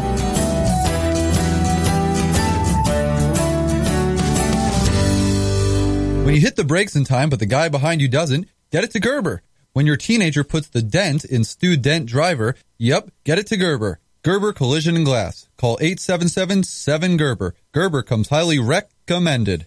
Home is where the art is. It's where every day begins and ends. It's a place for big occasions and small. Home is where stories unfold and where they are told. We may leave, but we always come home again. First Financial Bank can help you achieve the home of your dreams. Talk with one of our friendly loan officers and we'll help you find the loan that's right for you. Consider it our way of saying welcome home. From First Financial Bank, Equal Housing Lender, member FDIC. DP Dough is the original Calzone company, and they cater all types and sizes of events, from office orders to private parties to entire visiting football teams. Everyone will be sure to enjoy something different than the same old sandwiches or pizza. DP Dough also delivers to nearly all of Champaign, Urbana, and Savoy until late at night. So give them a call or order online when you're hungry and no one else is delivering. With over 1 million calzones served since opening in 2006, DP Dough is sure to satisfy and fill you up. DP Dough, the original Calzone company. Hey, it's Stephanie Pratt with Coldwell Banker, the real estate group, your realtor that rocks the real estate market. I so love to cook and smoke. Meats, that is. I want you to be a rock and cook too, so I'm going to hook one lucky winner up with a master-built smokehouse smoker. Just listen for Stevie J in the morning and Tay and J in the afternoon to tell you the text. When they do, text a keyword to 359-2255 and you'll be entered to win. And let me rock your summer parties in a new home. Go to StephaniePrattHomes.com to contact me today. And for information on the smoker giveaway, go to ESPNCU.com. Chicago Cubs are going to be in the World Series. It's our trip to Wrigley Field, Chicago. You can join us Wednesday, July 5th. The Cubs take on Tampa Bay at 1:20. You can see the world champion Chicago Cubs, and the rooftop tickets include all your food and beverage. Pay online at ESPNCU.com or stop by our studios Monday through Friday, 9 to 5, 2702 South Boulder in Urbana. Again, join us July 5th, Cubs rooftop trip, ESPNCU.com for details. From buyers and sellers inspections before the sale, protect your future with AA Marshall Home Inspection Services. We also provide radon testing with results back in 48 hours. From Champaign to Savoy and Gifford to Gibson City, protect your future with AA Marshall Home Inspection Services. Get more details and schedule your inspection today at aamarshall.net. The deals keep going in June at Ford of Hoopston and Chrysler Dodge Jeep Ram of Hoopston. At Ford, save up to $11,000 on the popular Ford F-150 and up to $6,000 off Ford Explorer. At Chrysler Dodge Jeep Ram, get a Jeep Cherokee up to $6,000 off, or Jeep Renegade has $5,000 in savings. Chrysler Pacificas have up to $2,750 in savings, and Ram trucks as much as $6,250 in incentives. Near the intersection of Routes 1 and 9 in Hoopeston, or online at HoopestonChrysler.com or FordofHoopeston.com. Coach Mike Ditka is not just talking sports. What will he say next? Hear him here Monday and Friday mornings from 7:30 to 8 with Brother Johnny and me, Stevie J, on ESPN Radio 93.5.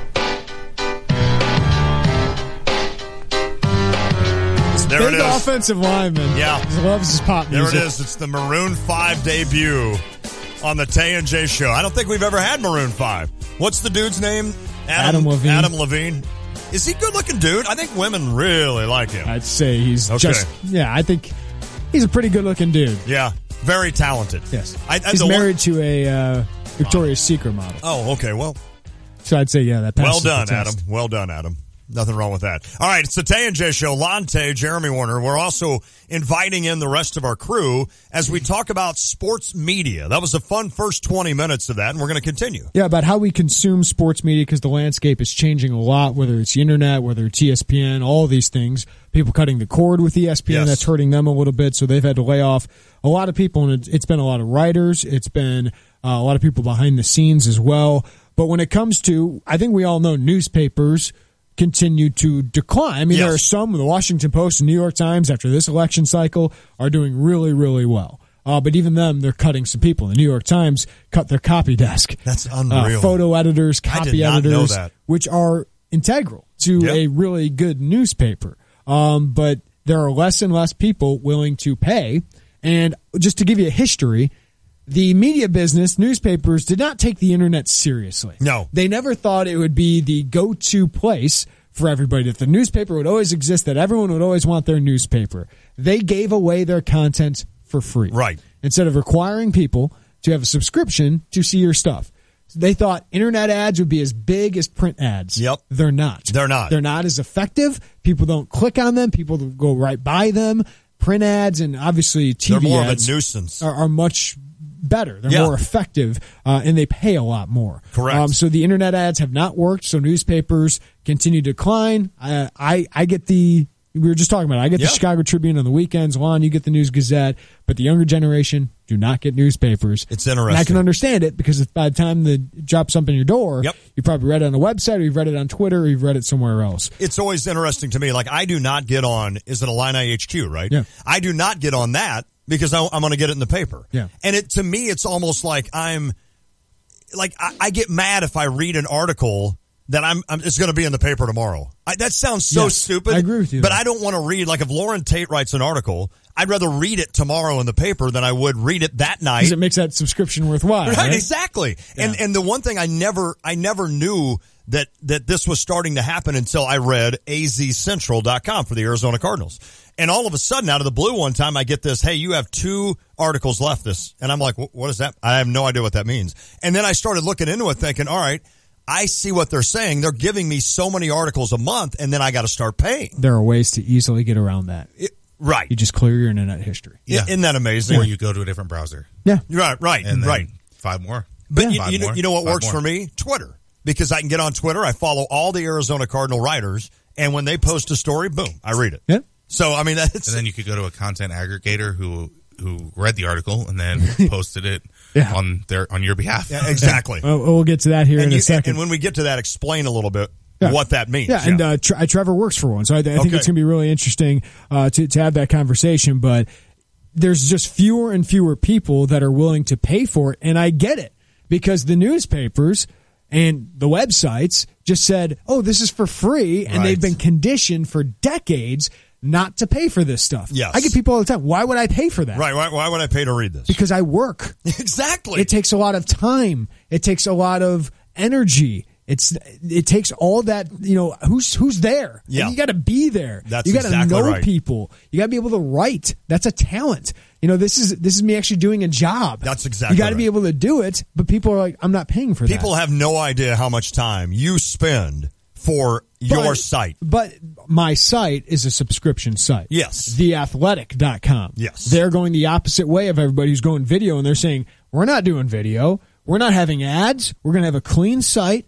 But you got to subscribe for most of our content. Pay for it, right? And you get good stuff. For the news that's going to be elsewhere, they give away for free, and that's kind of how we do it. But our analysis, and this is where things are getting different. Mm-hmm. More in-depth analysis, more big pieces, things like that. I think that's where media is going. But I don't know. Like, what are you guys willing to pay for content, and what kind of content would that be? I am willing to pay, for instance, on your site, because I love reading not only the recruiting. I enjoy that. That's our niche, right? Yeah, that's your niche. Now, I'm not, and you know this from 7 years working with me here, the recruiting thing is cool, but I'm not all into it. Like, I get easily, it's almost like analytics. I get easily lost reading the 10 guys that Illinois is offering. And that's why people are more into basketball right now. Right. And it's a basketball school, but people are more into basketball because it's 13 guys in a roster. Exactly. Football's 85. Yeah. It's like drinking water from a fire hose, right? I mean, you'll list off 12 guys that Illinois has offered or looked at or at camp, and I'm just like, by the time I'm done, I'm like, I don't really, I forgot what even one of them was. But what I love are the in-depth stories. Like you did one with Dre Brown. Those are the fun ones to me because I get to know the person. I can't turn on ESPN and get to know that. It's got to be through you who's working, who actually sits down with him and talks to him. And then I love reading. That's the content I love, when I get to know stuff like that nobody else delivers. Austin? Yeah, I love the insider part of it. I love being inside the press conference room whenever you write an article after a game. I love being inside that AAU gym when Derek Piper does his thing. I love being inside spring training with Saadef Sharma on the vertical. That's why I subscribe to these different places, because you can't get that coverage anywhere else. I know there's newspapers, but they're only showing game recaps now, not doing as many feature stories right now.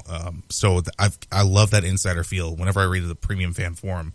When Derek Piper talked about Jeremiah Tillman's process of the commitment his second time around, I loved just hearing that timeline and feeling like he was in that living room when all this happened. And that's what I loved. The other thing I like is like Warner's thoughts, because I want to hear what you think. Yeah. I used to be that guy that got into a locker room and interviewed these guys. I don't do that anymore. Here's what I do. I like that. On our site. If it's an analysis piece, if it's recruiting, it's going to be premium. Yes. Right? Because I don't think you can get that stuff anywhere else. Nope. If it's news, if it's a rapid recap like we do, we're going to give that news. It gets people to our site. Maybe they'll stay and see some of the premium stuff. But that's what I try to do. How about Nathan? Is there content that you would pay for, and what would that content be? I've been thinking about this because you talk about how we are slowly transferring to this idea of everyone getting media from everywhere, and it's so little. Whereas if you keep doing that, there's going to be nobody to get any of that media, and then you would have none. It's almost like it's an exponential climb, and then if you reach a point where there's just not going to be anybody paid out there to do it. I want to hear the stuff that's talked about on sports talk radio shows. I want to hear people talk, and like not even like arguing like First Take became or whatever it be. Right. I like hearing interesting things brought up and then having different opinions so that you can hear the different sides and not just get told what the score was, who had this many points. Because you watch the game, or you can just get a box score. No, right. I agree. I think newspapers got to get away from that, and I think newspapers should go more the magazine route. Yes. I think they should go more the opinion route. I agree. I don't think people are going to pay just to see a quote and stats. No, I mean, that's why a guy like Lauren Tate, I still value his thought and his opinion. That's a guy that's been around here. He's watched Illinois. That's an example. But I still love hearing his thought on an opinion. Or newspaper article. People, maybe they should get more into sabermetrics, get into more of the advanced stats range. That's a huge thirst right now. Yeah. Harry or Trevor? Is there any, Trevor? Like, is there things like you would actually pay for? Or? Yeah. Here's the thing. I think people have a very misconstrued idea of what they deserve to receive from like sports journalism, like you were saying, for free. Like you say, I mean, that's your livelihood. It's not, it's not something that they think that they should be able to get that for free, and I disagree with that. And that's newspapers' fault. Right. Yeah. To start with. Right. Well, sure. I mean, like Lon said, if you put the article online for free the night before, what's the point of paying for it in the paper? Right. Other than holding the paper in your hand or something. But, no, I definitely agree. I think there's definitely sites worth paying for and subscribing to. And then there's sites that aren't, like Champaign Room, which is part of SB Nation, or Bleacher Report or something like that. I think those are more of your sites for, like you said, rapid recap type, quick hitting stuff. You look it up in the morning and you see what transpired the day before or something like that. And that's why those are free and not, pay for Yeah. sites. Another site I think does a good job of having a niche is Illini Board. We have Robert Rosenthal on. Yeah. They're Uber fans. Right. And they speak from the fan perspective, and there's original content there. They don't try to be newsy or anything like that. They have analysis, they have opinion, then it's all from the fan perspective. I like that, and I think they could turn that into a money-making endeavor, and they're trying to do that. But then you have sites like Trevor brought up, SB Nation, Bleacher Report, that are these content aggregators, which I go to MLB Trade Rumors. I go to content aggregators. That's a content aggregator I go to because I know if I go there, any transaction, any MLB news is going to be there. But I also know all of that stuff is based on other people's reporting. Right. So I know, Trevor, you're at the Champagne Room.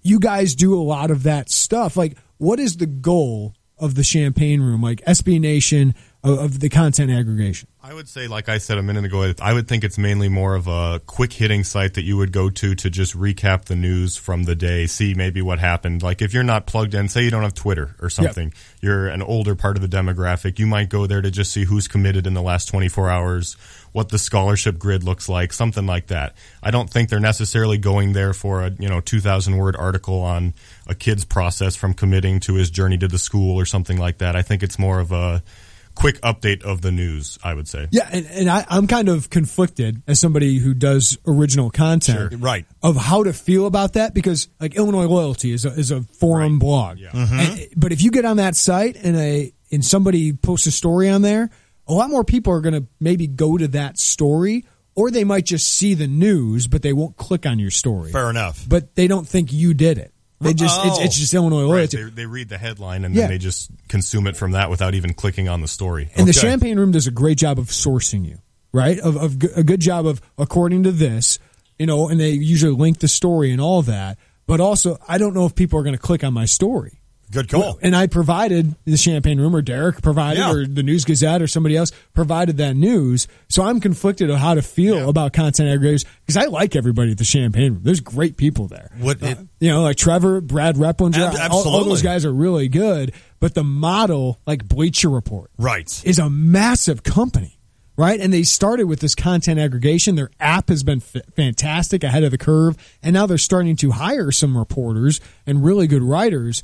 But they made it based off of other people's work. So they basically explain this to people out there, because even I, which am in the media business, am a little confused on this. So explain a little bit how that works. MLB Trade Rumors is a content aggregator. They have all this news of the day, but it's based on other people's reporting. So they're pulling something from St. Louis, Ken from Rosenthal, Chicago. Ken Rosenthal had a video, right? And he talks about all his stuff. Okay. They give you the bullet points of what Ken Rosenthal said. Oh, I got it. So that's great for them. Right. People are coming to them for Ken Rosenthal's stuff, but they're not, consuming Ken Rosenthal's content. Exactly. They're consuming somebody else, so they're making the money off Ken Rosenthal. That is summarizing his content. It takes away a click. Yeah, those hits they're getting is advertising for them. Yep. And they're just in the click business of getting as many clicks as possible. That's because interesting. then you can get internet advertising off that.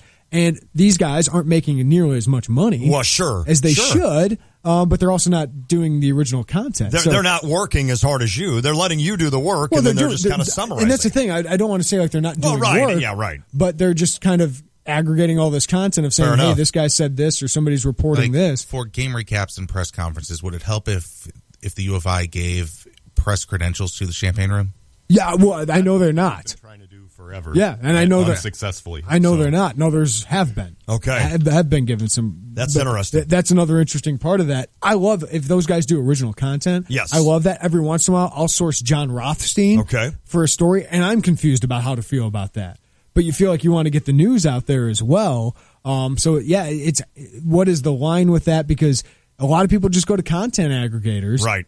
And those media companies that are doing the original reporting don't get the revenue off that when they do that. So it's hurting them long term too. And at some point, are there not reporters to get the news for the content aggregators who are getting all the traffic? Oh, absolutely. And I could see how I get confused on things. I could see how you would not like that. I mean, I'm conflicted on it. Right. I can see how it's like, well, hold on a second. Yeah, like Trevor, it can bring me traffic, but also could take away traffic. Absolutely. Right? So I'm always conflicted about how to feel. And I do it sometimes, too, with somebody's report on Twitter. Like if I don't have the news, but I want the news out there, and I want to click, I'll put it. I'm always confused about how to feel about it. That is interesting.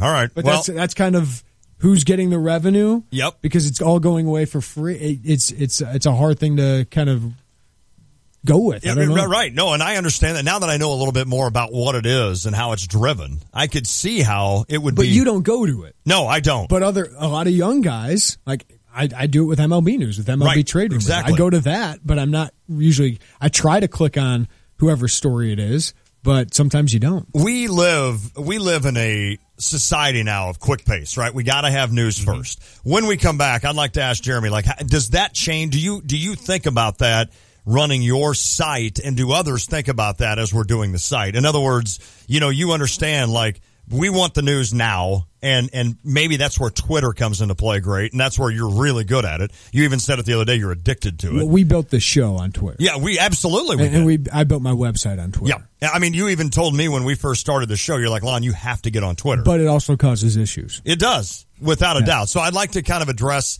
like a Twitter, something like that, because I think that's just a whole new... It's changed the business completely. Totally. And we'll talk about that next. If you have questions, we've got some of yours. I'm going to read through some of these texts right now and kind of try to look through some of what you are saying at 217-359-2255. Keep them coming in, 359-2255. It is the Tay and J Show. Racing action is back this Friday night at the Farmers City Raceway in Farmers City, Illinois. It's Fan Appreciation Night. Don't miss a full show and fireworks at dusk. Late models, modifieds, pro lates, and street stocks. Gates open at 4 p.m. High laps at 6:30. Qualifying at 7 and racing afterwards. Adults are $5. Kids 12 and under get in free at Fan Appreciation Night this Friday night at the Farmers City Raceway in Farmers City, Illinois, where we'll sell you the whole seat, but you only need the edge. Guidance, trust, protection, service. It's the mantra of GTPS Insurance. When you work with GTPS, you'll never have to call an 800 number in a different state. You deal with people who live and work in our community and know it's important to your business. GTPS is your local source for business insurance, property, general liability, workers' compensation, and group health insurance, and they'll work with you to formulate the best package for the needs of you and your business. Contact a GTPS insurance agent today at 359-9000 or visit online at gtpsinsurance.com. There's some exciting new things happening over at the Corn Crib. Hi, this is Elena Rebholz, Director of Community Relations for the Normal Corn Belters. From an upgraded Goose Island pub area to delicious new food items, plus all kinds of fun fan promotions, we've made going to a Corn Belters game, well, not just your normal night out. Come see for yourself. For tickets, go to normalbaseball.com or call 454-2255. Opening day is finally here. Listen to this crowd. Wow, they're on their feet. This 4th of July, the Cardinals have you covered head to toe in true patriotic fashion. On Sunday, July 2nd, fans can take home an adult patriotic cowboy hat, courtesy of Brown & Crouppen Law Firm. Monday, July 3rd, enjoy Cooper Tire's post-game fireworks. And Tuesday, July 4th, adults and kids can add patriotic Cardinals socks to their wardrobe, courtesy of Coca-Cola and Powerade. That's July 2nd, 3rd, and 4th. Get your tickets now at cardinals.com/promotions. This Metler tip is brought to you by Metler Center Physical Therapy. Everyone over the age of 50 experiences some amount of bone weakness. However, you can maintain your bone strength by performing weight-bearing exercises such as tennis, golf, or hiking. These experiences you do on your feet so that your bones and muscles have to work against gravity. Like muscle, bone is living tissue that responds to exercise by becoming stronger. It is important to incorporate weight-bearing exercises to maintain a healthy lifestyle. For more information, visit online at metlercenter.com. Check out the new BMW of Champaign. It's not like the old Twin City. They have new on-site local ownership since 2013, along with a new state-of-the-art facility. With a Customer First Service Award winner for 2015, BMW of Champaign does business your way. Yes, they have tons of cars. Yes, they'll get you what you want. Yes, they discount, deal, and even pick up and deliver. So stop in, ask for Ben, and give BMW of Champaign a look. BMW of Champaign at the corner of Neal and Burwash in Savoy. Your four-legged friends need protection too.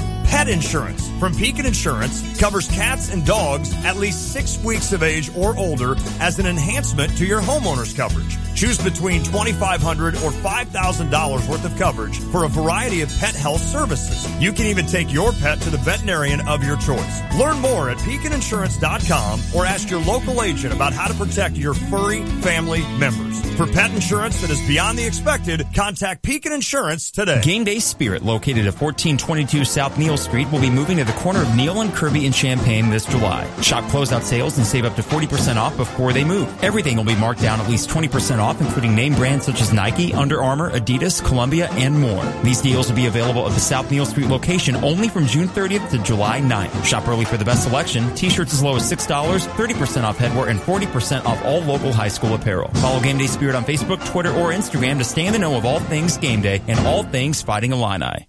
When you're heading home, Tay and J are on your way talking sports. Weekday afternoons 3 to 6 here on ESPN Radio 93.5.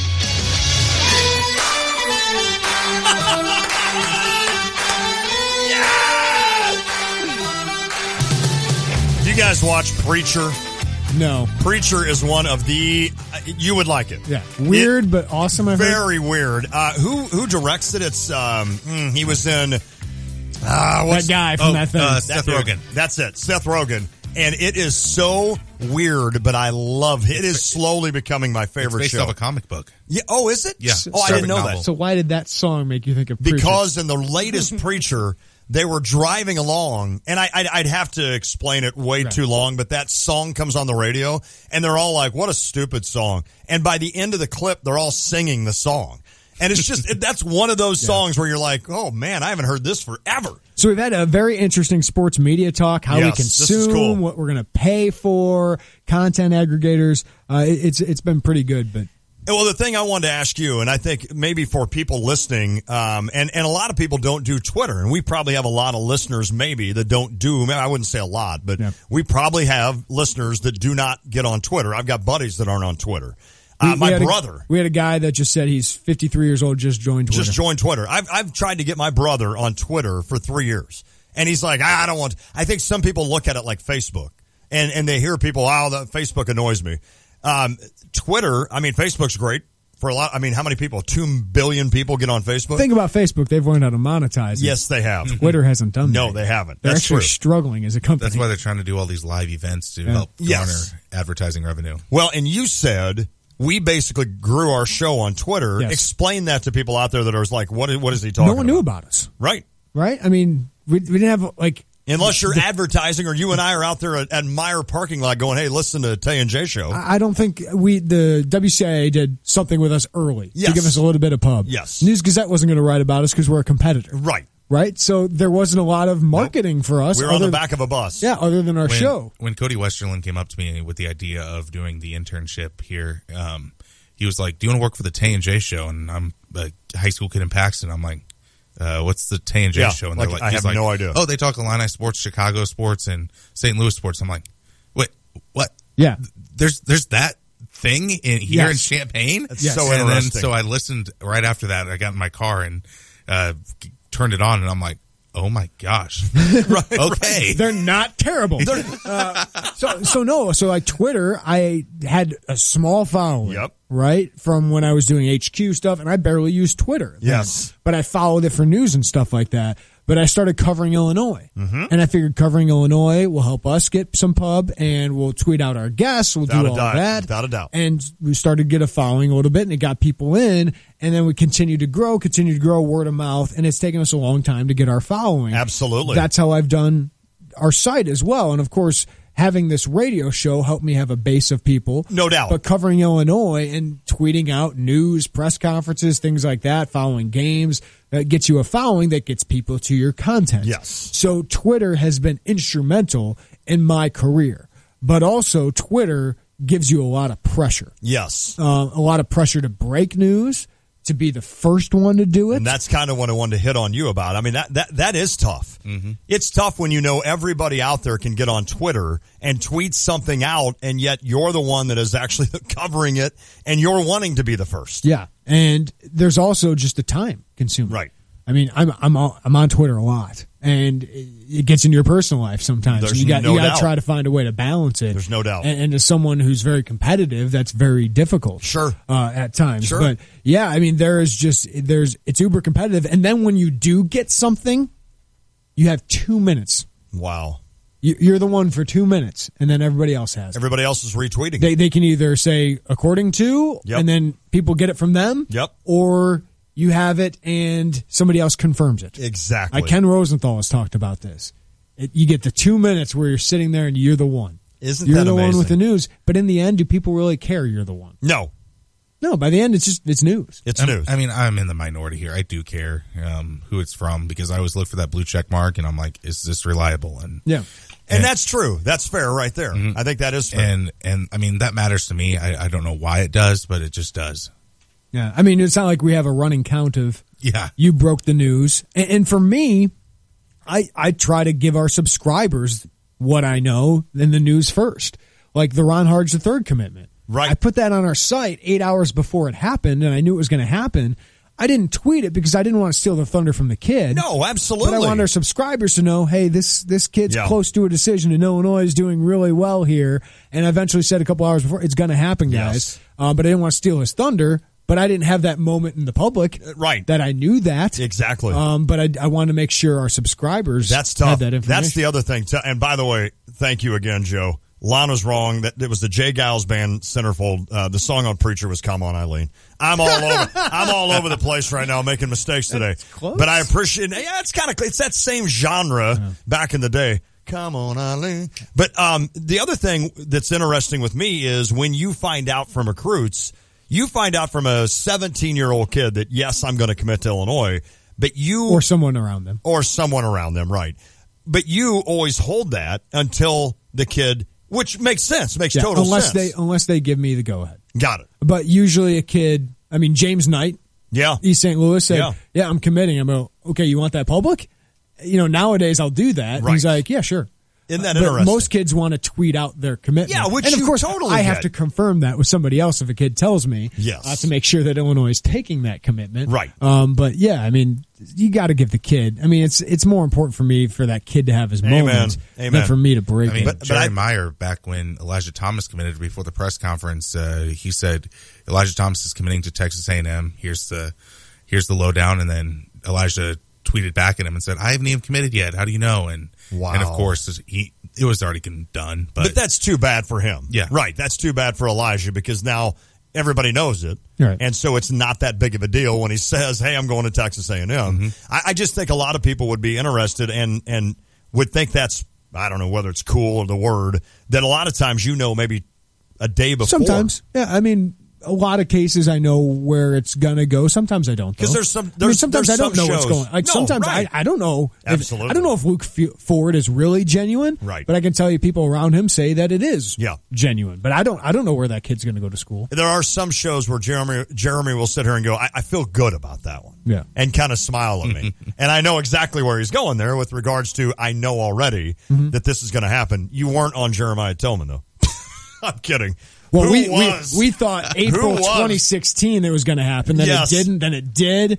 And then it didn't. And it did. Wow. That's crazy. Yeah, some of those are just crazy. It's crazy. All right, that was a great hour. Yeah, great stuff, guys. Appreciate that was fun. you taking Appreciate part. everybody's help on that. All right, next hour we got nothing. We're going to talk some NBA free agency. I was going to say we got nothing. We may just take an hour off early. The Celtics are getting everybody. We will talk some NBA if you want to weigh in, and keep doing that. 359-2255, 217-359-2255. It is the Tay and J Show. Hey, what are we doing for your birthday party this summer? Well, I was hoping to have a cookout like last summer. What? Don't you remember all those mosquito bites we got last year? Good news, girls. Not only is Prairie View taking care of everyone's dandelions, now I'm going to take care of all their mosquitoes, too. Yay! Enjoy a bug-free summer. For all your mosquito control needs, call Lindy at Prairie View Landscaping and Turf Management at 355-9422. That's 355-9422 for mosquito control from Prairie View Landscaping. Our Stevie J Broadcasting Law Enforcement Official of the Month is Mike Cervantes, a K-9 officer with his dog Hunter. Thank you for what you do. Why do you do it? Oh, there's a lot of reasons. I think main one is it's an honorable profession. You know, I work with a lot of good guys, kind guys, compassion. For Police Week, Sergeant Rivers and I and his family, we went out and put flags on the graves of the officers that had passed away. Guys that are courageous. And it's not a lot of professions that you can go into and you can say, yeah, these are my coworkers, these are the people that I work with, and we do it, you know, for each other. It's, like I said, not a lot of guys you be able to say, okay, yeah, when the stuff hits the fan, I can trust my life with these guys, and that's what we do. It makes me a better husband and father, and being able to help people, you know, when they need it. People that maybe sometimes can't help themselves, or they're not able to defend themselves the same way. Brought to you by SK Exteriors, their website, callsktoday.com. The Twin City Theater Company presents Bleacher Bums, a 9-inning comedy about those lovable losers, the Chicago Cubs. Before last year, of course, Bleacher Bums takes place in the bleachers of Chicago's Wrigley Field. The characters are a bunch of Cubs fans watching a game against the Cardinals. Most of them know each other, even if they might not like each other. Don't miss this show, July 6th through the 9th and the 13th through the 16th at the Soto Theater in downtown Champaign. For tickets, log on to TwinCitySquare.com. Thanks to this station, Dr. J. Barry Howe, Libman, the Esquire Lounge, and Budweiser, reminding you to please drink responsibly. This play contains adult language and may not be suitable for all ages. Check out the new BMW of Champaign. It's not like the old Twin City. They have new on-site local ownership since 2013, along with a new state-of-the-art facility. With a Customer First Service Award winner for 2015, BMW of Champaign does business your way. Yes, they have tons of cars. Yes, they'll get you what you want. Yes, they discount, deal, and even pick up and deliver. So stop in, ask for Ben, and give BMW of Champaign a look. BMW of Champaign at the corner of Neal and Burwash in Savoy. You're listening to WSJK ESPN 93.5 Tuscola, Champaign-Urbana, your home for the St. Louis Cardinals. Repeal and replace may not go hand in hand. I'm Pam Puso, Fox News. The White House says it's looking at every possible option to repeal and replace the Affordable Care Act as Senate Republicans fall short of finding consensus. Senate Republican leaders will spend this 4th of July recess trying to find consensus on new provisions to a health care bill. But if that doesn't work, President Trump and a couple of Senate conservatives say it's time to move on to a full repeal now and replacement measure later. I want maximum repeal, however much repeal we can do under these arcane budget reconciliation rules. And then I want to have a conversation about real replace. Nebraska Republican Ben Sass also says Congress should cancel the August break and craft a replacement bill before Labor Day. On Capitol Hill, Jared Halpern, Fox News. In New York City. Thank God this was not an act of terrorism. But Mayor Bill de Blasio says that doesn't make what happened at a hospital in the Bronx any less tragic. Authorities say one doctor is dead. Several other people are fighting for their lives after a doctor who had been let go opened fire with a rifle. This was a horrific situation unfolding in the middle of a place that people associate with care and comfort. Police say the gunman, who hasn't been identified, turned the weapon on himself. The driver of a red pickup truck is being sought in 3 states after what Pennsylvania police say was a deadly case of road rage. This homicide was completely senseless, brutal, and tragic. West Goshen Police Chief Joe Gleason on Wednesday, 18-year-old Bianca Robertson was shot in the head while she and another driver tried to merge into a single lane. Robertson's car veered off the road and was found in a ditch. The suspect is on the loose. Tennis star Venus Williams is being sued by the family of a Florida man who died after a car crash that police say she caused. Fox News, fair and balanced.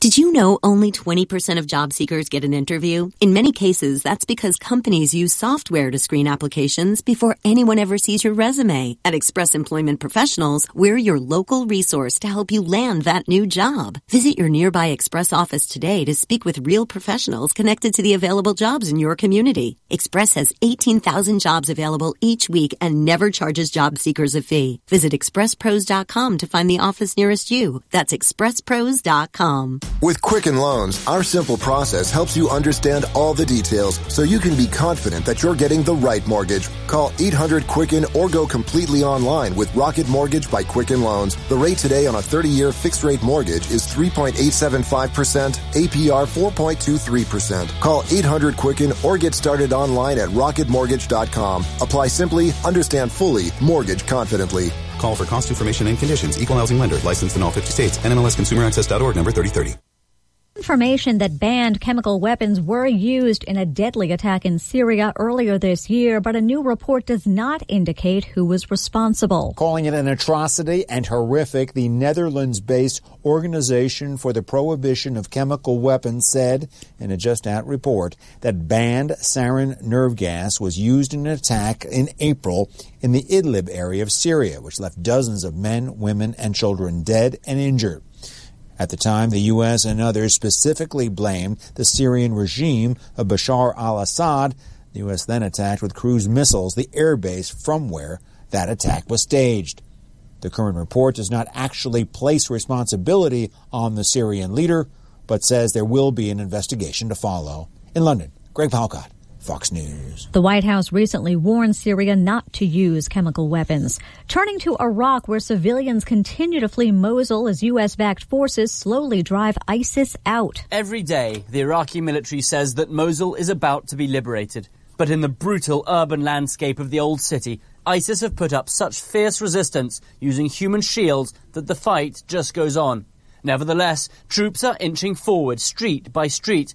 And today, U.S.-trained counter-terror forces cleared another key neighborhood. Fox's Benjamin Hall. We're learning more about the Mayday call made by the pilot of a small plane that crashed on the busy 405 freeway in Los Angeles. The pilot told air traffic control that one engine had failed. The plane struck the center divider wall and caught fire before colliding into the right wall of the southbound 405. Ryan Shackelford is with California's Highway Patrol. A total of 2 people were on board. They've been hospitalized. The Dow ends the trading week up 62 points. The S&P adding 3. The NASDAQ down 3. Pam Puso, Fox News Radio. Here's your ESPN Radio 3-day forecast brought to you by Chief Bauer. Trust the experts at Chief Bauer Service Experts to keep you cool all summer long. Call 866-EXPERTS or visit them online at chiefbauer.com. Tonight's clear, a low of 66 degrees. Saturday, warm, high 87, low 61. Even warmer on Sunday, high 90, a low of 66. We could get some thunderstorms Monday and Tuesday. Right now, partly cloudy, 84 degrees in Champaign-Urbana. And it's this. Oh, yes! Yes! This does not feel like Friday to me. Does it feel like Friday to you? There's usually a special... We had a weird week. Yeah, that's what it is. We had Monday off because of Cardinals and Thursday off because of Cardinals. So maybe it's not that excitement level, but I'll say this. This is the final hour of the Tay and J Show this week. And as you know, it's my favorite hour because it's the last hour I have to work this week. This segment brought to you by Honda BMW of Champaign. For new and used vehicles, visit their huge inventory at the corner of Neal and Burwash and Savoy, or visit them online at drivechampaign.com. Just had a great conversation. That was fun. About sports media. And Trevor was asking me about how you build sources and stuff like that. Yeah. So at some point later on in the show, or maybe later on someday, we can talk about that as well. That was something I never really did. Even in all my years in television, I never really worked on building sources. I just never did. Yeah. And it was, and maybe it was, I think that. Well, there's a different, TV is a little bit different. It is. I think that's especially true. with the local TV format. I know there's Brett Barons does it a little bit. Yeah. You're trying to break news sometimes with that too. Yes. I think for the local, the hyper local especially, and that's where newspapers are phenomenal. Yes, they are. Like, the News Gazette news coverage and their prep coverage is awesome. Is unbelievable. No doubt. Now, I do think there are people that can do their Illini coverage. They got competitors, right? Yeah, there are people who who cover them just as hard as them, but no one gives the prep coverage that they do. Nope. No one gives the news coverage, and that's where they are indispensable, and I hope people subscribe to that newspaper. Totally agree. I know those guys are competitors with us radio-wise, but they do a phenomenal job. Yes, they do. With the newspaper, and it is indispensable to the community to have that kind of watchdog politically and to give that kind of community coverage where they're putting you guys in the paper. They're putting your sons and daughters in the paper with their sports and extracurriculars. I think that's phenomenal. It took me a while beating my head against the anchor desk to realize, why does my news director not want me to cover national sports? Yeah. And it's because, well, Lon, guess what? Yeah, you can do Cardinal baseball highlights, and yes, you're good at it, whatever. You did a good job with it, but guess what? They saw those highlights an hour ago on ESPN. Yeah. They didn't see the St. Joe Ogden or the Unity softball or baseball game or the Villa Grove or the Tuscola game, whatever. They didn't see that stuff. They saw the Cardinal. They can get on ESPN at any time. Now, maybe things have changed now. Yeah. And I always said, they can go on Cardinals.com. They could always go on to Cardinals.com. My defense was always, but they know within a 3-minute span where to turn to at 5:22 on a random night and get, or 6:22. At 6:22, I know I'm going to get highlights of the Cardinal game today. Instead of watching ESPN for an hour waiting I agree for with the you, Cardinal news highlights. director. But no, you're right. I mean, but it took me forever to, now this is even before web. Yes. Like this is where you actually had to turn on ESPN and wait, and the Cardinal highlights may come in at 40 I after. had to watch SportsCenter for an entire hour. Right. It's like, when are the Cardinal highlights? And then I would get mad, even back in the day, I would get mad because we'd start off with the Red Sox or we'd start off with the Yankees. And I'm like, guys, this Cardinal game is huge. And then they'd go through the whole first segment. They'd come out talking NBA. They'd talk NFL. Still no Cardinals. And all of a sudden at 38 after the hour, we got Cardinal highlights. And I would get mad at that, but that's and you know what? I always watched it. it. But I sat there and knew more sports than any time in my life, watching SportsCenter all the time. It was unbelievable. That was good, though. From guys like Keith Olbermann.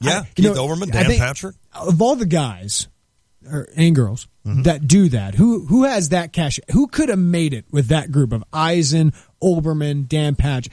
I feel like Scott Van Pelt's that one guy. Scott's the guy. I'm really intrigued to see if Mike Greenberg has that kind of cachet. I am too. Greenberg is phenomenal radio driver. Yes, he is. There are a few guys who are as good driving a radio show, and what I mean by that's kind of inside baseball. Yeah.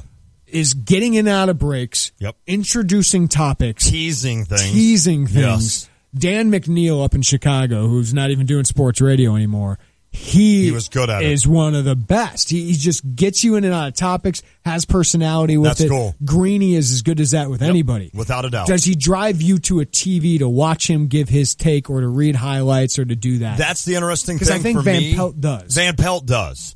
And who was the guy that the blonde hair that was around for a while on ESPN? He was a younger, kind of goofy guy, Craig Kilborn. Craig Kilborn was another guy that I think could have done that. But Patrick and Olbermann had that. They were unbelievable. As a team, there was nobody better. You went to watch SportsCenter, not just to get the sports highlights, but to watch them. And to watch them crack up at trying to make the other one laugh. Right. And I think we enjoy that. We're not robots as humans, so we enjoy a little bit of that nature. I think Stu Scott had that. I did. I agree. Stuart Scott definitely had that. Without a doubt. That's good stuff. I mean, it's interesting. I mean, Barkley and that TNT crew have it. Yep. Right? You're watching them. You can get it elsewhere, but you're going to watch them. I'm really interested to see because Jamel and Michael Smith, I think that time slot hurts them. Are people going to tune in to watch them? I think that's still to be seen on that the 6th. Totally agree. Obviously, people do it with First Take. Yes, I know a lot of people hate it, but people tune in for those guys. People tune in, and I'm with you. I love when I listen to Greenberg and Golick. It's not for Golick. I love Greenberg. I think he's unbelievable. He's sharp. He's smart. Like you said, he's precise. His delivery is excellent. And now that you're taking him out of that mode into TV, I don't think I would be interested. I would not be as interested. I'll give it a chance, but I don't think I'd be interested in watching him as opposed to listening. And he's got to change maybe what he does. I agree with you. Which is out of his comfort zone, or they just want him to do what he did on Mike and Mike. I'm not sure. Maybe play that guy on that. But it's the whole media business is interesting, and I know like guys like Brett Behrens and a lot of these guys, Noah Newman and stuff. They're hard. They get 3 minutes. They get 4 minutes. And I'm talking just sports here. But it's like you've got 4 minutes. You could show Cardinal and Cub highlights. You could easily eat up a minute of that if you want to. But really, is that what you want to do? Or do you want to show one clip and then you show more of high school or local sports? That's what people want to watch you for. Yeah. And that's what's interesting. And I think the good news is, like for us around here, we're next to the University of Illinois, a Big Ten, university, and everybody wants. I mean, I can watch Channel 3 highlights of a basketball game, 15 and 17. I'll watch all three of them for the highlight. I can't get enough of it. Yeah. And and then high school sports, I'll tape all three of them and then go back and watch just to see the different angles, different, because one guy may be at this game in the first quarter, the next guy may be there in the second quarter. I just think it's cool how that's all constructed, but local drives that. And you get tired of hearing it when you're a sports guy sometimes, or I did back in the day. Because you want to be bigger. You want to be bigger. You want to talk about the Cardinals. You want to talk about Dan that Patrick. stuff. You want to be, that's exactly right. That's exactly right. And I was one of those kids that came in that era. I came out with these slogans and stuff. I'm interested. In Fuego. I don't think I've ever asked you this because ESPN was around when you were young. Yes. What, it came out when you were 9 or something like that. When did that become huge? Because, I mean, I didn't have cable, Lon, until I was 8, 9 years old. Isn't that funny? Yeah. We didn't have satellite until I was 8, 9 years old. We'd have, like, when I went into town at Piatone, my grandma had cable. Oh. And we would watch so much Nickelodeon and ESPN because we didn't get it at home. It's like, this is unreal. So we just had Channel 2, Channel 5, Channel 7, Channel 9, Channel 32, all of that growing up until we got satellite for one Christmas. But, I mean, when did that become huge? To me, ESPN early, of course, Berman built it, right? Yes. I don't think anybody would argue that. You had Tom Mees on there. You had Bob Lee. Yeah. Those guys all kind of, Gary Miller was that guy. I mean, you had a lot of the guys that drove it. But to me, it became ultra popular when Patrick and Oberman started. When they started the Sports Center at night, then it was must-watch TV. Especially, I mean, when you're in college. Yeah, and I was in college. That's when it really became the thing. So I would say probably, 89, 90, 91, 92, right in that era to me. Now, that could be just me, but I feel like that Sports Center took hold of ESPN because when I was young watching Sports Center, it was Australian rules football. It was tough man competitions, which were kind of cool. Yeah. I'd kind of like to see those. It's like the Ocho, right? Yeah, right. So it was stuff like that you watched, and, you would maybe turn it on occasion, and you're like, well, this is interesting. I'm going to watch some guy from Finland be really strong throwing this tree stump. And then they got Big East basketball. Yeah, and then they got that. And then and everything changed. But I think to me, it all changed with Oberman and Patrick and Sports Center. They used to go to blue. Like, that would be the thing. They'd finish Australian rules football, and then it'd flash up blue, and then it would go into the ESPN Sports Center intro. And I can always remember at that age, I'd be like, all right, let's go to blue, and bam, and here comes Sports Center. And you sat there for an hour. I used to sit there in the mornings and watch it 4 times. Yes. The same I did that show too. over and over. And I remember when they got ESPN News, I'm like, they condensed it to 30 minutes, and I can watch it over and over and over again. That's unreal. Like, you just watch the highlights, and you get to see every sports star that you wanted to see. It is going to be cool to watch the media throughout my life. Like, I basically brought ESPN in, and I don't mean me, but I mean, I was one of the kids that kind of came in on ESPN, and now all of a sudden you've got ESPN laying off people. What I'm really interested in is when cable and satellite companies just are maybe gone. Yeah. Like Netflix. No, that's true. Do you get... Which scares the hell out of me. Do you get a Netflix sports package? Right. Or do you just get it through MLB? Like, you just buy MLB for the year for $250, and you can watch all the games. You can watch all the games on your computer and stream it on your TV or something like that. Do you do that with the NBA? Do you do that with football? Because I would be really interested in that. So in other words, what I could just buy the Big Ten Network for a year for $100. Yep. Or $50 or whatever it is, because I don't need all these other channels. Right. I want my sports channels. Maybe HBO. Yeah, I know what you're saying. And I could probably deal with that and maybe have Netflix to watch anything else I need. I mean, you think about all the a la channels. carte, right? Right. You think about all the channels on DirecTV. I watch AMC on occasion. I watch National Geographic on occasion. I watch the History Channel on occasion. But for the most part, I'm watching Fox Sports Midwest. I'm clicking on ESPN. I'm watching the Cubs game. Most of my stuff is derived with sports, and I wonder if I couldn't get away from just saying, you know what, Dish, DirecTV, cable, I don't need you anymore. If you're just offering me a chance to just pay for Cardinal baseball highlights or games, that's all I want. Because that's really, like in the summer, that's all I watch. I never sit down to watch TV in the summer unless it's a Cardinals game. Right. Or if I get home, like tonight, we'll have practice, Andrew will have baseball, I'll get home, and then I will watch the Cardinals game that's being taped. That's the only thing I'll watch. But the ramifications of that. Yeah. Because ESPN makes a lot of money because everybody pays for it. Right. Even if only 20% of people watch that. Are watching Are actually watching it. Isn't it amazing? You know, but your grandma, who never watches ESPN, in her cable package, she's paying for She's ESPN. paying for ESPN. So the ramifications of that are going to be really interesting. I think that's the way it'll go, though. Yes, I agree with you. I mean, everything, I can't imagine what 10 years from now will look like. Mm-hmm. It'll be unbelievable. I mean, who would have thought 10 years ago we'd be getting everything on this little smartphone of ours? Right. I had a flip phone. I'm like, I don't need one of those iPhones. Yeah, now I can't live without this thing. 359-2255. He's one of our Hall of Famers, Chris and Muhammad. How you doing, Chris? Happy Friday, guys. How you doing? Same to you, buddy. Doing well. Yeah, two things, but first of all, when that goes to the catch up on sports, I tune, of course, to the Tay and J Show, the number one in Eastern Illinois. So, well, look at you. I appreciate that. You're very welcome. My comment is, you're talking about announcers, and he's no longer with ESPN, but now it's NBC. But I still think Mike Tirico is pretty doggone good up there, and that Dan Shulman, that does college basketball and baseball too. Those two, I think I like to see those two. No longer now, but two, they could pair up as a team. That'd be pretty good. So, that would be. Thanks, guys, and have a great weekend. You too, buddy. Chris, we appreciate that. And Muhammad, Mike Tirico's brilliant. Well, you got that kind of group, which is Mike Tirico, Al Michaels, Bob Costas. Mm-hmm. Are those the personalities you tune in for a highlight show or a sports center? No. I mean, those are the guys you want for a big event. Yes. I want them relaying an entire U.S. Open or an entire baseball game or whatever. Those are the guys I want for that. I don't want that guy. I don't think Mike Tirico would be that exciting on SportsCenter, right? I don't think he would be. I want you're not using him properly in that regard. You want him to do a long basketball game or an event that he can continue to show his brilliance because he is one of the most brilliant. All right, when we come back, NBA free agency starts tomorrow morning. Oh, yeah. At 12:01 a.m. Are you going to stay up? I do have an issue for that. No. Here's the good news. Torrin will be up about 12:15. Probably. So you can just get up with him. I might be up, but we got an NBA next question previewing free agency. Where's Gordon Hayward going? Blake Griffin. Are the T-Wolves going to make a big move as well? Interesting. We'll do it all next. Keep the text coming, minus the guy that sent in the Cubs are playing in about an hour. I don't care. It's the Tay and J Show. ESPN Radio Sports Beat.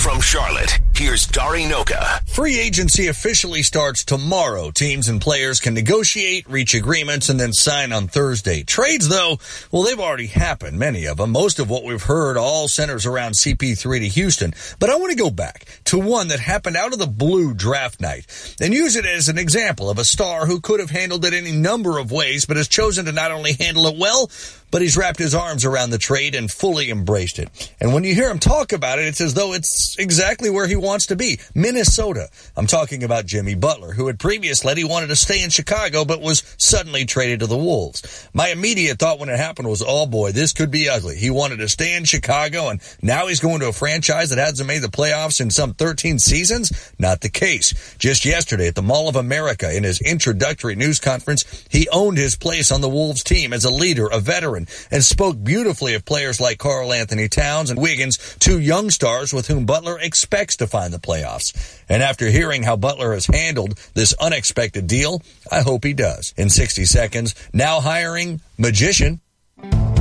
Nothing grows like weeds, except maybe weeds. And nothing kills them quite like Roundup Weed and Grass Killer from the Home Depot. Right now, the 1 gallon ready-to-use size is a special buy at just $8.97. Roundup kills fast. At the root, you can see results in just 3 hours. They may grow like weeds, but you can stop them even faster. Roundup Weed and Grass Killer, 1 gallon ready to use, now just $8.97, only at the Home Depot. More saving, more doing. Valid through July 5th. AutoZone presents the oil change. Regular oil changes protect your engine from wear and tear, helping your car roll well beyond the 100,000-mile mark. And right now, you can get 5 quarts of Pennzoil conventional motor oil and an STP oil filter for just $23.99. So visit your local AutoZone. With over 5,000 locations, the right supplies, and good advice are just around the corner. Let's get you what you need. See store for restrictions and details. Get in the zone, AutoZone. It may take a magician to make the Knicks good again, or even respectable. Reading an excerpt from the New York Post last night that suggested there is the thought that Phil Jackson thought Carmelo Anthony was trying to sabotage him. Yeah, he probably was. He doesn't like the triangle. He doesn't like the losing. He doesn't like Phil's stubbornness and ego. I'd totally buy the sabotage theory, don't you? But at this point, so what? Phil's gone. Here's my question. How much does this 3-year train wreck of a stint with New York overshadow 11 championships? Folks, as a head coach, he won 11 championships. I'm just reminding you, clearly coaching success doesn't translate to running a team, but 11 championships? Wow. With the ESPN Radio Sports Beat, I'm going on 5 years. Rock's Place in St. Joseph has become the neighborhood sports bar and grill for a lot of folks in the area. Rock's Place is known for their delicious burgers, and they also have great daily food and drink specials. Plus, Rock's has plenty of TVs, so you can keep tabs on the Cubs and Cardinals all summer long. And while you're there, press your luck on one of Melody Music's video gaming machines. For delicious food, cold drinks, and good company, make it Rock's Place, 101 North Main Street in St. Joseph. Find them on Facebook, ROCHS in St. Joseph. It's time for your out and about with Visit Champaign County. As always, Terry joining me. You may want to head down to Arthur this weekend, right, Terry? That's correct. The Arthur Freedom Celebration is this Saturday. It is known as one of the best fireworks shows in the state, which draws tens of thousands to the small town of Arthur. Get there early for a parade, sky jumpers, military flyovers, and so much more. Talk to me about ice cream and independence at the Virginia Theater. That's right. You can get a jump start on the holiday. They'll be hosting the Champaign-Urbana Civic Wind Band and TCBY in the evening for a celebratory concert and some cold treats. And there's something going on at the Champaign County Fairgrounds that you may want to make note of this weekend. Yes, the Audio Feed Festival is underway. This annual event hosts dozens of Christian musicians and artists to celebrate their art all weekend long with concerts, crafts, and movies throughout the entire weekend at the fairgrounds. All right, that's your out and about. Terry, for more details on these 3 events or anything else happening this weekend in Champaign County or around, where can our listeners go? Visit champaigncounty.org. Oh my goodness, I am tired of being known only as the guy who turns into a werewolf at the full moon. There's more to me than that. Just like Geico. Sure, they could save you money, but Geico also has a 97% customer satisfaction rating, so you know people love them. And yeah, I become a man-beast once a month, but I become the world's greatest crepe chef every single Saturday morning. Geico. Expect great savings and a whole lot more. During warm weather, you need your AC to keep you cool. See your Champaign CarX man right now for an air conditioning performance check starting at $29.99. At CarX Tire and Auto, we can handle everything your car needs from maintenance to repair. And we'll get your air conditioning running perfectly just in time for summer. So don't sweat it. See your CarX man at any of our 3 Champaign locations for a $29.99 air conditioning performance check. All your car needs is CarX Tire and Auto. Don't worry, call the CarX man. The deals keep going in June at Ford of Hoopston and Chrysler Dodge Jeep Ram of Hoopston. At Ford, save up to $11,000 on the popular Ford F-150 and up to $6,000 off Ford Explorer. At Chrysler Dodge Jeep Ram, get a Jeep Cherokee up to $6,000 off, or Jeep Renegade has $5,000 in savings. Chrysler Pacificas have up to $2,750 in savings, and Ram trucks as much as $6,250 in incentives. Near the intersection of Routes 1 and 9 in Hoopston, or online at HoopstonChrysler.com or FordofHoopston.com. When you're heading home, Tay and J are on your way talking sports. Weekday afternoons 3 to 6 here on ESPN Radio 93.5. Lasagna. Which Chicago-style pizza it most definitely is not. Oh, we have to talk about that before we get out of here. Pizza discussion. All right. Hello, I'm Austin Berkman with the 5:30 now Sports Center update presented by State Farm agent John Kaywood. At State Farm, when home and auto work as a team, you score time and money. Call State Farm agent John Kaywood at 217-367-1105 today. The Bulls have released Rajon Rondo and Isaiah Cannon this afternoon. Mike McGraw of the Herald Review reported that. Minnesota will get a first-round pick, and Utah will get Ricky Rubio in a trade that happened today. The Cardinals are promoting general manager John Mozeliak to president of baseball operations, the same title that Theo Epstein holds. The Cardinal ownership announced at a 2 p.m. press conference. Mike Gersh will be the new GM. The Illini picked up a commitment from 3-star Texas O-lineman Kevion Myers. He had offers from Mizzou, Texas Tech, West Virginia, Mississippi State, Colorado, and Utah. though at the end of his commitment tweet, he did say, "My recruiting process is still open to all coaches and schools." The Cubs won yesterday. The Cubs defeated the Washington Nationals 5-4 in dramatic fashion yesterday afternoon. Heimer Candelario hit his first Major League homer in the top of the 7th inning to give the Cubs a 2-1 lead. Anthony Rendon then hit a 2-run bomb in the bottom of the 7th inning, giving the Nationals a 2-run lead for themselves. The Cubs' offense came alive, though. They scored 3 runs in the 9th inning. The Cubs travel to Cincinnati this weekend for a series for a 4th of July series this weekend. It's Montgomery versus Feldman. First pitch is 6:10. Listen on US 105.9. The Cardinals dismantled the Diamondbacks yesterday 10-4. Grichuk homered again after being called up from AAA Memphis. And the White Sox beat the Yankees 4-3 last night. Dustin Fowler, right fielder of the Yankees, he ruptured his patella tendon. Ugh. That, my friends, is the update. Hey, the Cards host the Nationals. Celebrate the 4th of July weekend with great promotions. What do they got? Including a 1967 World Series beer stein. Ooh. Replica 1942 World Series ring. Yeah, but do they have a cowboy hat? We all remember how those looked, right? Oh, yeah. 1942. Yeah. An adult patriotic cowboy hat. Get your tickets now at cardinals.com/promotion. I am not kidding you. I am horrible when it comes to this. But if somebody goes to that game Sunday and you don't want your patriotic cowboy hat, we want that in studio. We will put it up in our studio. Yes, we will. So if anybody goes to a Cardinal, Cub, White Sox, any kind of game, and you get a little knick-knack that you really don't want, bring it to us. I mean, we love it. We show them off here. Yeah, we'll stack. Harry Black's jerseys in there. I mean, if we'll do that. Oh, boy. He's double pointing at me. Can we get some NBA music going? Because after, of course, we do another Harry special. Did he put another one in there? No, that was it. Do you have any other new music? It's just that. He's going to go back and do some more now. Of course, there's always... What I like is he didn't do the Rihanna SOS version. He actually did the old school Tainted Love version. I mean, who doesn't want to go into the weekend humming this?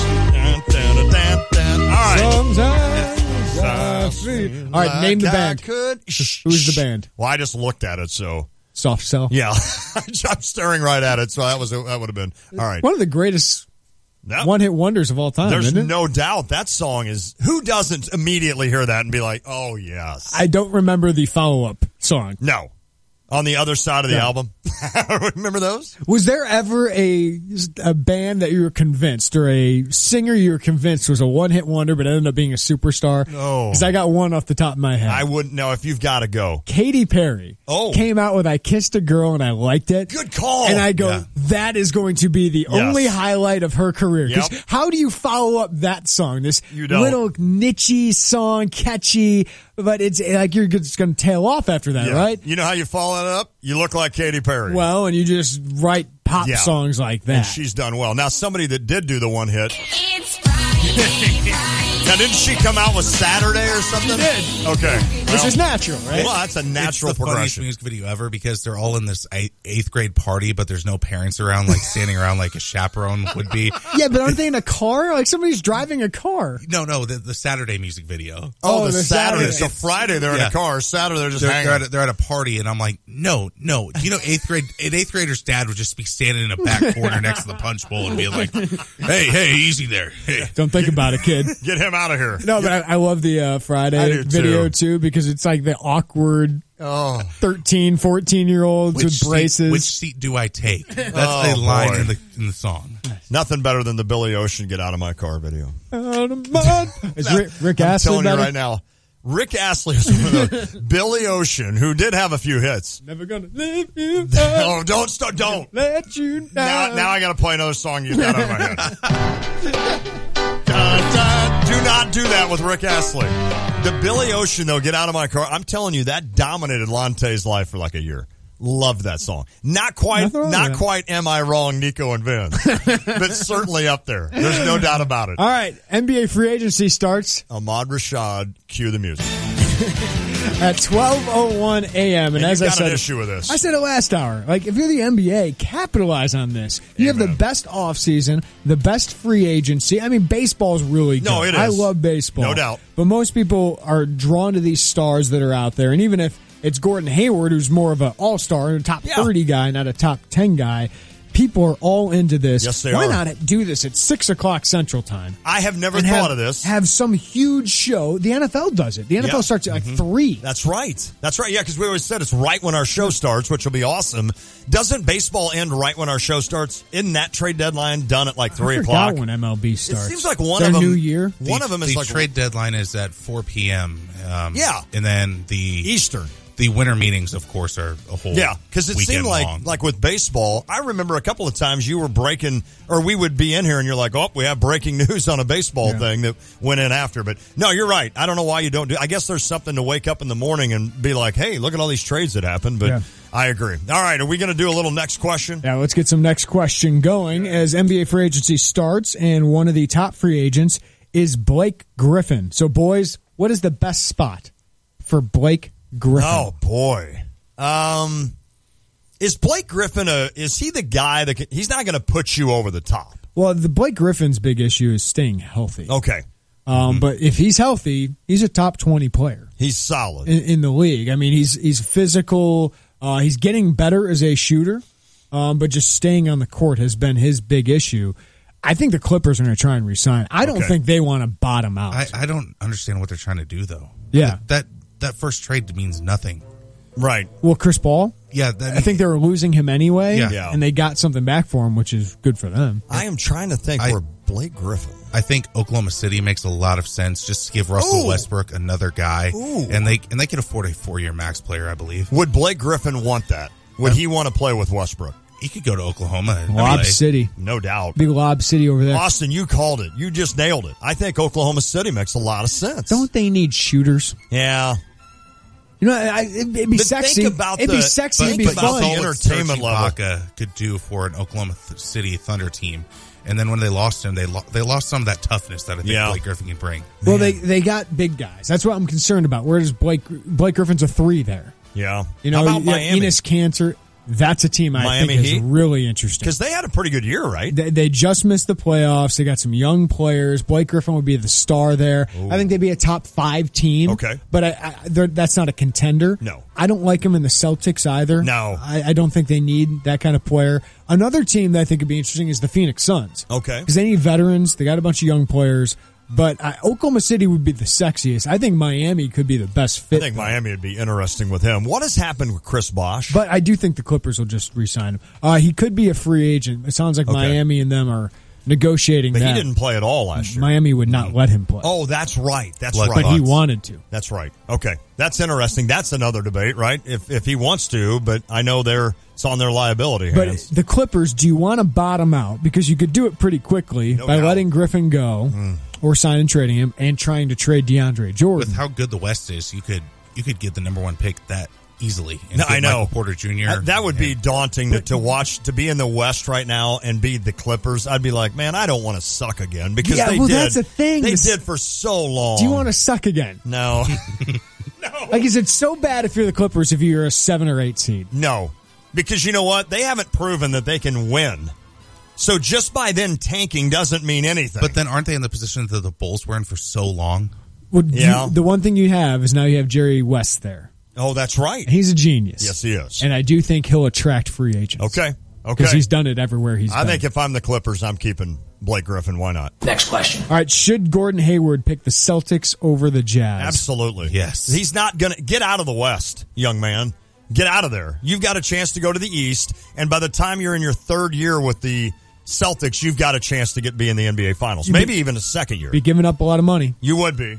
You'd be making a lot of money anyway. Do NBA players, does that matter with their shoe deals and with their apparel deals anymore? Well, in the salary cap went up so much, Austin. I agree with you. Yeah. 4 years, $140 or $150 million in Boston, or 5 years, 200 and something in Boston. That's a lot of money. Yeah. Oh, it's a lot. That's still a lot of money.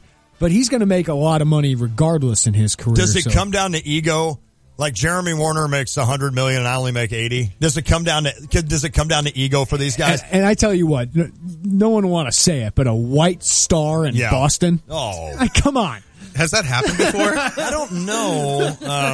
You're talking Danny Ainge from French Lick. Isn't that amazing? And everybody knows Brad Stevens' connection as well. I'm on episode 3, by the way, finally, of the 30 for 30 on the Lakers Celtics. I haven't seen it. Brilliant. It's brilliant. I love it. I just, because I rehashed all that and remember all that. But yeah, I think Gordon Hayward definitely needs to go to the Celtics. I used to watch those ESPN Classic games all the time. Yes. Awesome. Yeah. Michael Cooper scoring 38. Next question. All right, what's the best fit for Kyle Lowry? Well, we talked about it earlier. But it sounds like Minnesota, more reports are coming out. It seems like Jeff Teague could be their target instead in of free agency. Go back to Toronto. Be with Serge Ibaka. Be with DeMar DeRozan for one more year. Okay. And then for a couple more years, and then opt out, and then go to the Lakers whenever they're successful. Then that's your winner right there. Got it. I got it. Your Philadelphia 76ers. Well, I was going to ask, do they have... He's from Philly. Oh, I think he wants to play They have there. a bunch of money. Yep. They need a veteran. Yeah. They could make the playoffs in the East in a year or two. Why not? Go get paid. Does he fit there with everything they've got with Fultz and Simmons? They need a guy who could score. But yeah, with Fultz, he wouldn't be the lead guard. So Philly's probably not the spot. Well, that's the thing is I don't know. Get paid and be a veteran. No doubt. But I'd take, the more the better on Philly. I'm game. If you're Toronto, do you pay him? I would. How much is he worth? You're going to pay him $200 million at age 31? Yeah. You could be a solid 3 seed right there, and then, who knows what happens in the postseason, besides going to the conference finals and losing to LeBron. And if they don't, they're probably going down to barely making the playoffs. Does Kyle Lowry draw? Does he have a draw to him? No. So I guess that would worry me a little bit in Toronto. But like you said, in the East, and that's why Hayward should go to the Celtics, because then it makes the East a little more formidable. Who else? Who else do we watch? West, you're dealing it's not with Washington. Houston, San Antonio. Well, Washington Golden could be State. good. Yeah. They don't could be a good excite team. me, though. They need to add another piece. I would love to see Hayward with the Celtics and see what the Celtics can do, see if they can get Paul George in. And then all of a sudden, you've got a little bit of a battle in the East to see who makes the finals. I love the idea of Kyle Lowry in Minnesota. I think that'd be great. A veteran who can shoot alongside Wiggins and Butler, who aren't great shooters, but are solid. But Karl Anthony Towns, the superstar. You got the veteran point guard, the veteran guy in Jimmy Butler and Andrew Wiggins. I think that team could be great. Wasn't Rubio part of the draft that they drafted 2 point guards? Took Rubio and Johnny Flynn. Oh, out of Syracuse. That's right. In front of Stephen Curry. Oh, my And everybody at the time was like, why take 2 point guards when you had Stephen Curry who could shoot threes? Unbelievable. Like, no one knew Steph was going to be that good. And Rubio's still in Minnesota. Well, now he's in Utah. Now he's going to be Johnny in Utah. Flynn up too nowadays. Johnny Flynn is, Next question. Who is the most significant second-tier free agent? J.J. Redick. Yes. Wow. You hit it on the head. Look at you. He can shoot. He can do all the little things that a basketball team needs to do to win games. And I think he would fit perfectly with the Houston Rockets when you have two guys that need the ball so often with Chris Paul and James Harden. Some guy who can just stand outside, spot up for three, and that would make Houston more of a complete team. Full disclosure, I never thought he would be this good. You hit it on the head with J.J. Redick. Yeah, that's perfect. And Minnesota has $32 million in cap space. Oh. If you can get Teague and Redick. Holy cow. Yeah. That is a team that could finish top 4 in the West. I mean, after adding Butler and just the natural progression of Towns and Wiggins. It's funny the way you said that.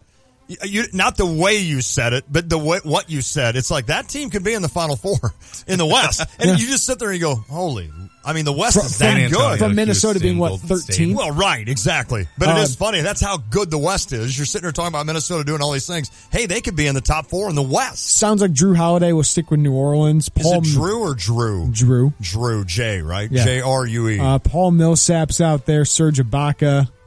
George Hill. Okay. Patrick Beverly. No, he's with... Otto Porter of the Washington Wizards.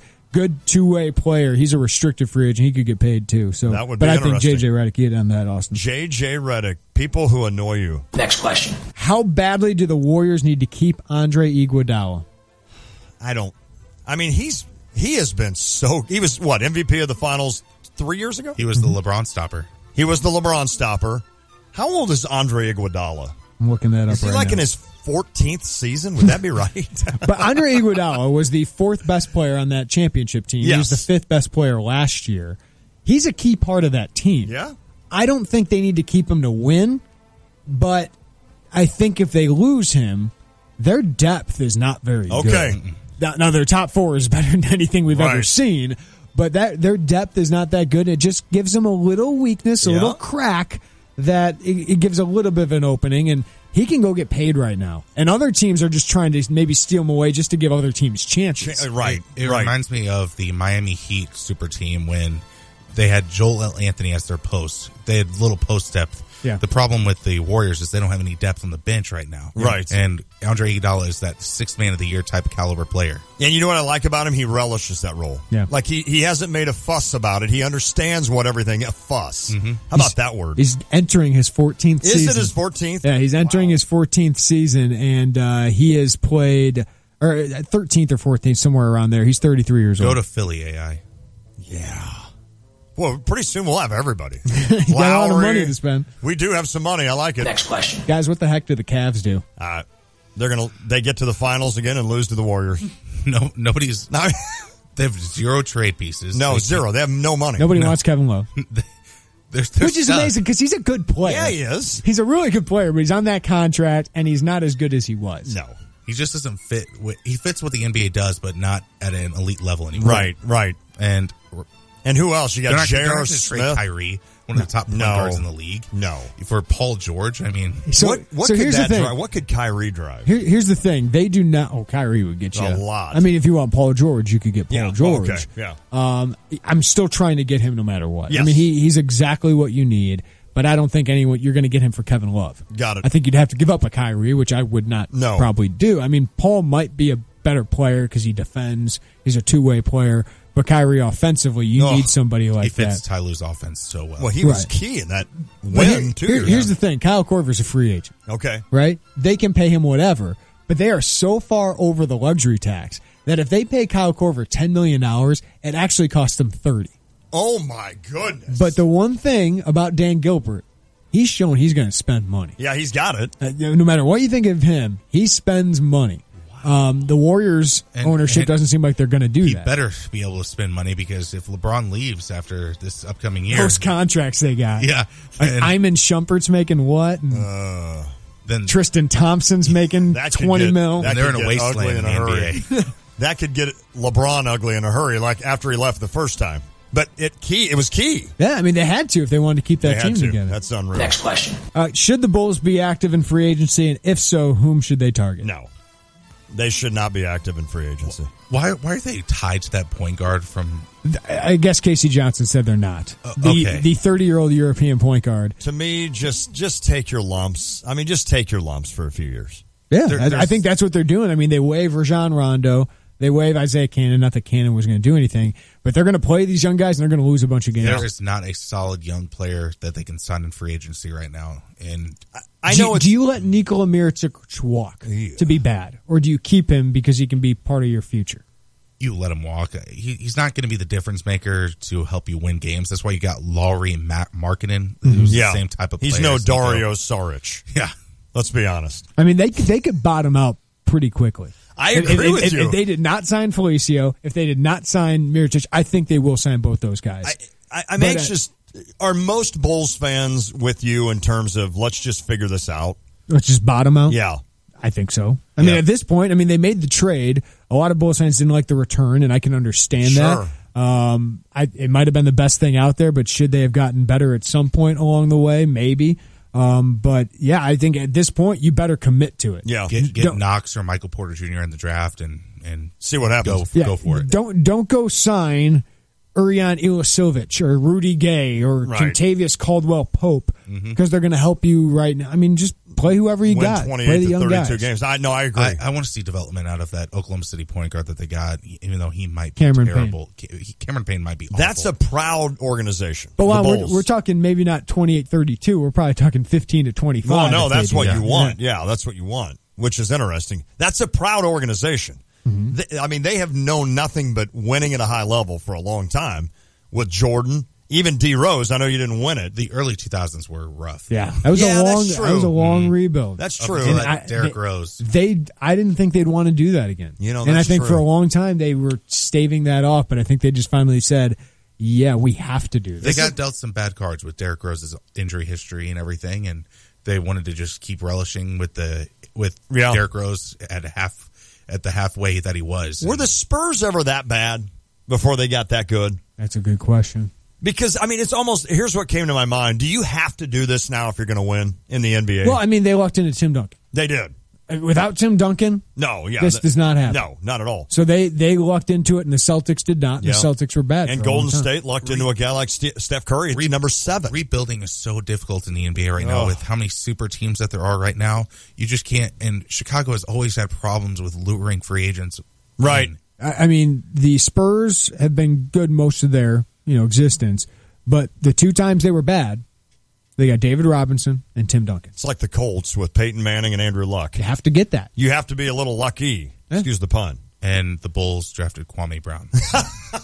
The Wizards. The Wizards. Yeah, he was straight out of high school, right? The Bulls drafted Brand, and then they traded him for Tyson Chandler and also traded for Eddie Curry. Tyson Chandler, a friend. Drafted Curry. Of the Tay and J Show. No, he's not. No, not him. That was Taj Gibson. That was Taj Gibson, a came on the friend show. of the Tay and J Show, and we always appreciate that. I think when he retires, he should join us again. Yeah. I think he should become our NBA expert when Matt Silich is really popular. I have a hot take that exploded my message board today, and it caused a riff in our studio with all our interns. Oh, yeah. It divided us. Okay. And I was out for this. Like, I had to go do something. Yeah. And came back in at the end of that, and everyone you guys was just angry at each other. Everybody was like going the opposite ways. I'm like, guys, there's the door. You have to go that way. My piping hot take that divided the Tay and J Show. That is deep. It's the Tay and J Show. Yeah? Guidance, trust, protection, service. It's the mantra of GTPS Insurance. When you work with GTPS, you'll never have to call an 800 number in a different state. You deal with people who live and work in our community and know it's important to your business. GTPS is your local source for business insurance, property, general liability, workers' compensation, and group health insurance, and they'll work with you to formulate the best package for the needs of you and your business. Contact a GTPS insurance agent today at 359-9000 or visit online at gtpsinsurance.com.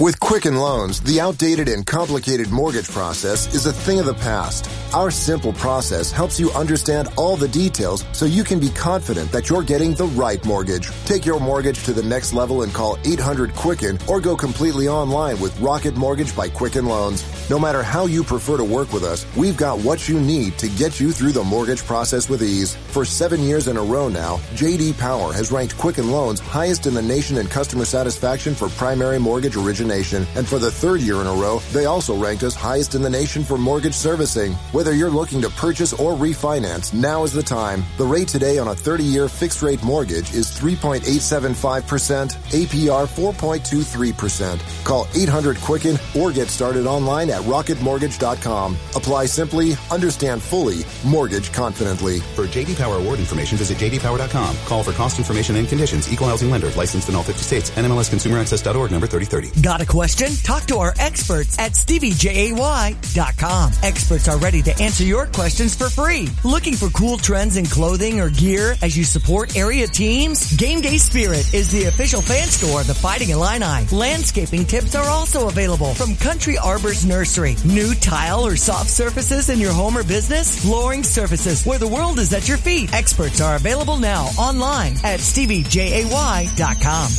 It seems like in every home, there's at least one room that's either too hot or too cold. Well, it doesn't have to be that way. Mitsubishi Electric has your comfort solution. Mitsubishi Electric cooling and heating systems are up to 40% more efficient with no ductwork and whisper quiet. Individual room control, giving you the freedom to find your perfect comfort level and save money too. Make your whole home comfortable again. See Lance Heating, Cooling, and Plumbing for your comfort solution and live better. Hi, I'm Troy Lands from Lands Heating, Cooling, and Plumbing. Lands is your local Mitsubishi Electric Diamond dealer. Our technicians are experts at solving your comfort needs, one room or your whole house. Let us show you how a Mitsubishi Electric Heating and Cooling System can save you money now. Your comfort is our priority. Call Lands today at 1-800-AIR-REPAIR or find us online at landsinc.com. I'm Troy Lands, and you can count on my company because you can count on me. With Quicken Loans, the outdated and complicated mortgage process is a thing of the past. Our simple process helps you understand all the details so you can be confident that you're getting the right mortgage. Take your mortgage to the next level and call 800-QUICKEN or go completely online with Rocket Mortgage by Quicken Loans. No matter how you prefer to work with us, we've got what you need to get you through the mortgage process with ease. For 7 years in a row now, J.D. Power has ranked Quicken Loans highest in the nation in customer satisfaction for primary mortgage origination. And for the 3rd year in a row, they also ranked us highest in the nation for mortgage servicing. Whether you're looking to purchase or refinance, now is the time. The rate today on a 30-year fixed-rate mortgage is 3.875%, APR 4.23%. Call 800-QUICKEN or get started online at rocketmortgage.com. Apply simply, understand fully, mortgage confidently. For J.D. Power award information, visit jdpower.com. Call for cost information and conditions. Equal housing lender. Licensed in all 50 states. NMLSConsumerAccess.org number 3030. Going on 5 years, Rock's Place in St. Joseph has become the neighborhood sports bar and grill for a lot of folks in the area. Rock's Place is known for their delicious burgers, and they also have great daily food and drink specials. Plus, Rock's has plenty of TVs, so you can keep tabs on the Cubs and Cardinals all summer long. And while you're there, press your luck on one of Melody Music's video gaming machines. For delicious food, cold drinks, and good company, make it Rock's Place, 101 North Main Street in St. Joseph. Find them on Facebook, ROCHS in St. Joseph. Time is running out to register your child for youth football. Go to CIYFL.com to register now. This year's championship will be held at Memorial Stadium October 15th. Also, register now and your child will receive 1 ticket to Youth Football Day with the Fighting Illini. Registration ends June 30th, so hurry. Go to CIYFL.com. That's CIYFL.com.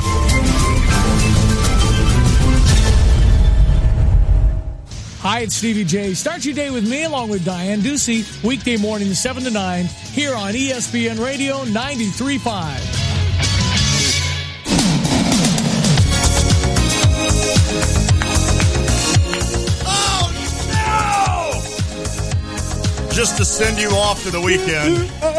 Never gonna let you down. Never gonna run around, search you. I think that's what he said. All right, I had a piping hot take today. Okay, here we go. I was asked in my mailbag, that's at IlliniInquirer.com. Nice. One of the questions, some people give the fun questions, and they asked me my favorite pizza, and I was saying Aurelio's, and I mentioned, and I've mentioned this to people before, I am not a fan of deep dish. Okay. I think it's okay. I think it's solid, but I don't want that as pizza. And I told that today, and people are upset with me. And they just tormented because here's what it is. It's like going to Philly and saying, a cheesesteak is okay. Yeah. Like if I told Harry that, he's going to be really angry He's at me. going to punch you. Because that is their thing. He's going to punch you. I like a cheesesteak. Yeah. I think it's good. I do think a cheesesteak's better than deep dish pizza, by the way. Ooh. But deep dish pizza, no one else in the country makes it. Right. Why? Right. Because it's not that great. It's solid. It is solid. It's like lasagna for me. Yep. I'd rather just have lasagna. Yes. But I want thin crust pizza with good sauce, good cheese. That's the pizza I want. And that's the rest of the country does that because it's the better pizza. I have Jeremy's back on this. I like a good, solid, deep, Every once in a while. Papa Del's. We went there for Father's Day. Every once in a while. Worked. That day it worked. But it's work to me to eat a deep dish. Yes. And I'd rather just get a Monocle's or something else that I can just chow on and just eat the whole pizza. If I want a lasagna, I'd order lasagna. Exactly. Harry? The thing is, when it comes to cheesesteaks, they were made in Philadelphia. That's why it's known for being a Philadelphia thing. Because that's where they were created. Deep dish pizza is just something that Chicago tried to do to be different. Pizza is fine the way it is. And you guys just thought, okay, let's try to be different. There's a reason it hasn't expanded out of the Midwest. It's because it's not that good. Are you saying a steak sandwich didn't exist before a Philly cheesesteak sandwich? I'm saying a Philly cheesesteak was invented in Philadelphia, and that's fact. See, this just divided the show. No, here's the thing. This is not good, Jeremy. Steak sandwich, this is not a Philadelphia steak sandwich cheesesteak was not thing. made in Philadelphia. Embrace debate. The Philadelphia cheesesteak was made in Philadelphia. It's a variation on a steak sandwich. It's nothing. There's nothing cool about it. This isn't it's the same about argument as your deep dish pizza. We're talking about the fact. We're talking about the fact that a deep dish pizza is more trouble than it's worth. And it really is. That is not your argument. Hey, you shouldn't have to eat pizza with a fork. I tell you what, Stephen A. That people want to debate, we'll give them debate. We'll give people arguments, just not about sports. We've got a new segment every week. I will let you go support your deep dish pizza. You can't. No, say what you got to say. Okay. Why is the thing deep dish about pizza? deep dish pizza is that it's you have the ingredients right in front, right in the crust, and it's in the cheese as well. It's not just piled on top. That's what makes the flavor go around in your mouth. It's phenomenal. Okay, you're falling all over yourself. I do like a deep dish pizza on occasion. The crust is an extra breadstick. I just think it's a regional pride thing. Yes. If you didn't live in Chicago or in this state, probably true, you'd be like, yeah, deep dish is good. If I never would have had a deep dish pizza in my life, I wouldn't have felt like I robbed myself. Yes. Then again, I've never had a Philly cheesesteak either. You got to try it. So maybe I need to give that a fair shot. Go after that. That's something else. And it's not just a ripoff of some other sandwich. Harry, I got good news for you. You need to get in here soon because F.E. Moran's coming on for the last segment. That'll bring us all together. I want you to, that'll bring us back. Hey, thanks to none of our guests today. Yeah, if you missed any of the show, go to our podcast, ESPNCU.com, or find us on iTunes. We didn't have any guests. Let's settle our differences, boys. Man, Let's tweet about each other. Yeah, right. Why we hate each other. Everybody have a great weekend. It's the Tay and J Show. Fake news.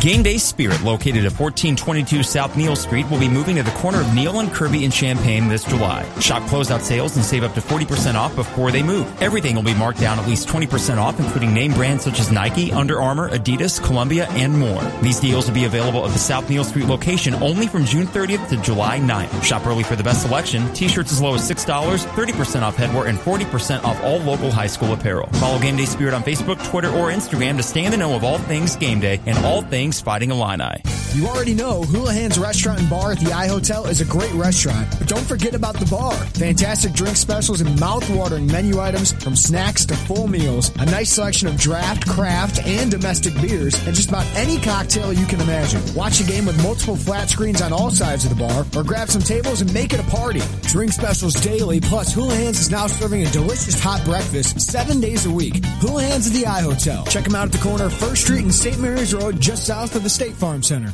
Oh my goodness, I am tired of being known only as the guy who turns into a werewolf at the full moon. There's more to me than that.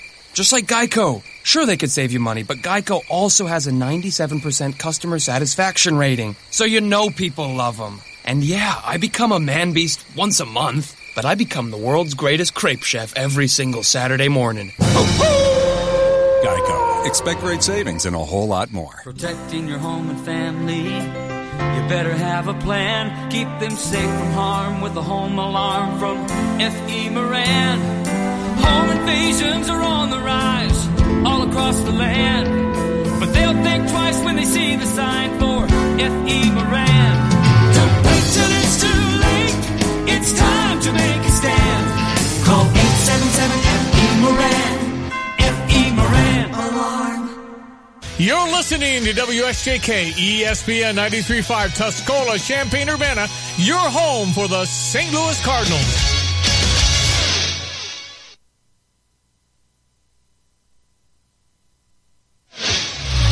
I'm Doug Brown. 5 hours from now, the NBA free agent market opens up and teams can start talking with free agents. ESPN's Chris Haynes reports on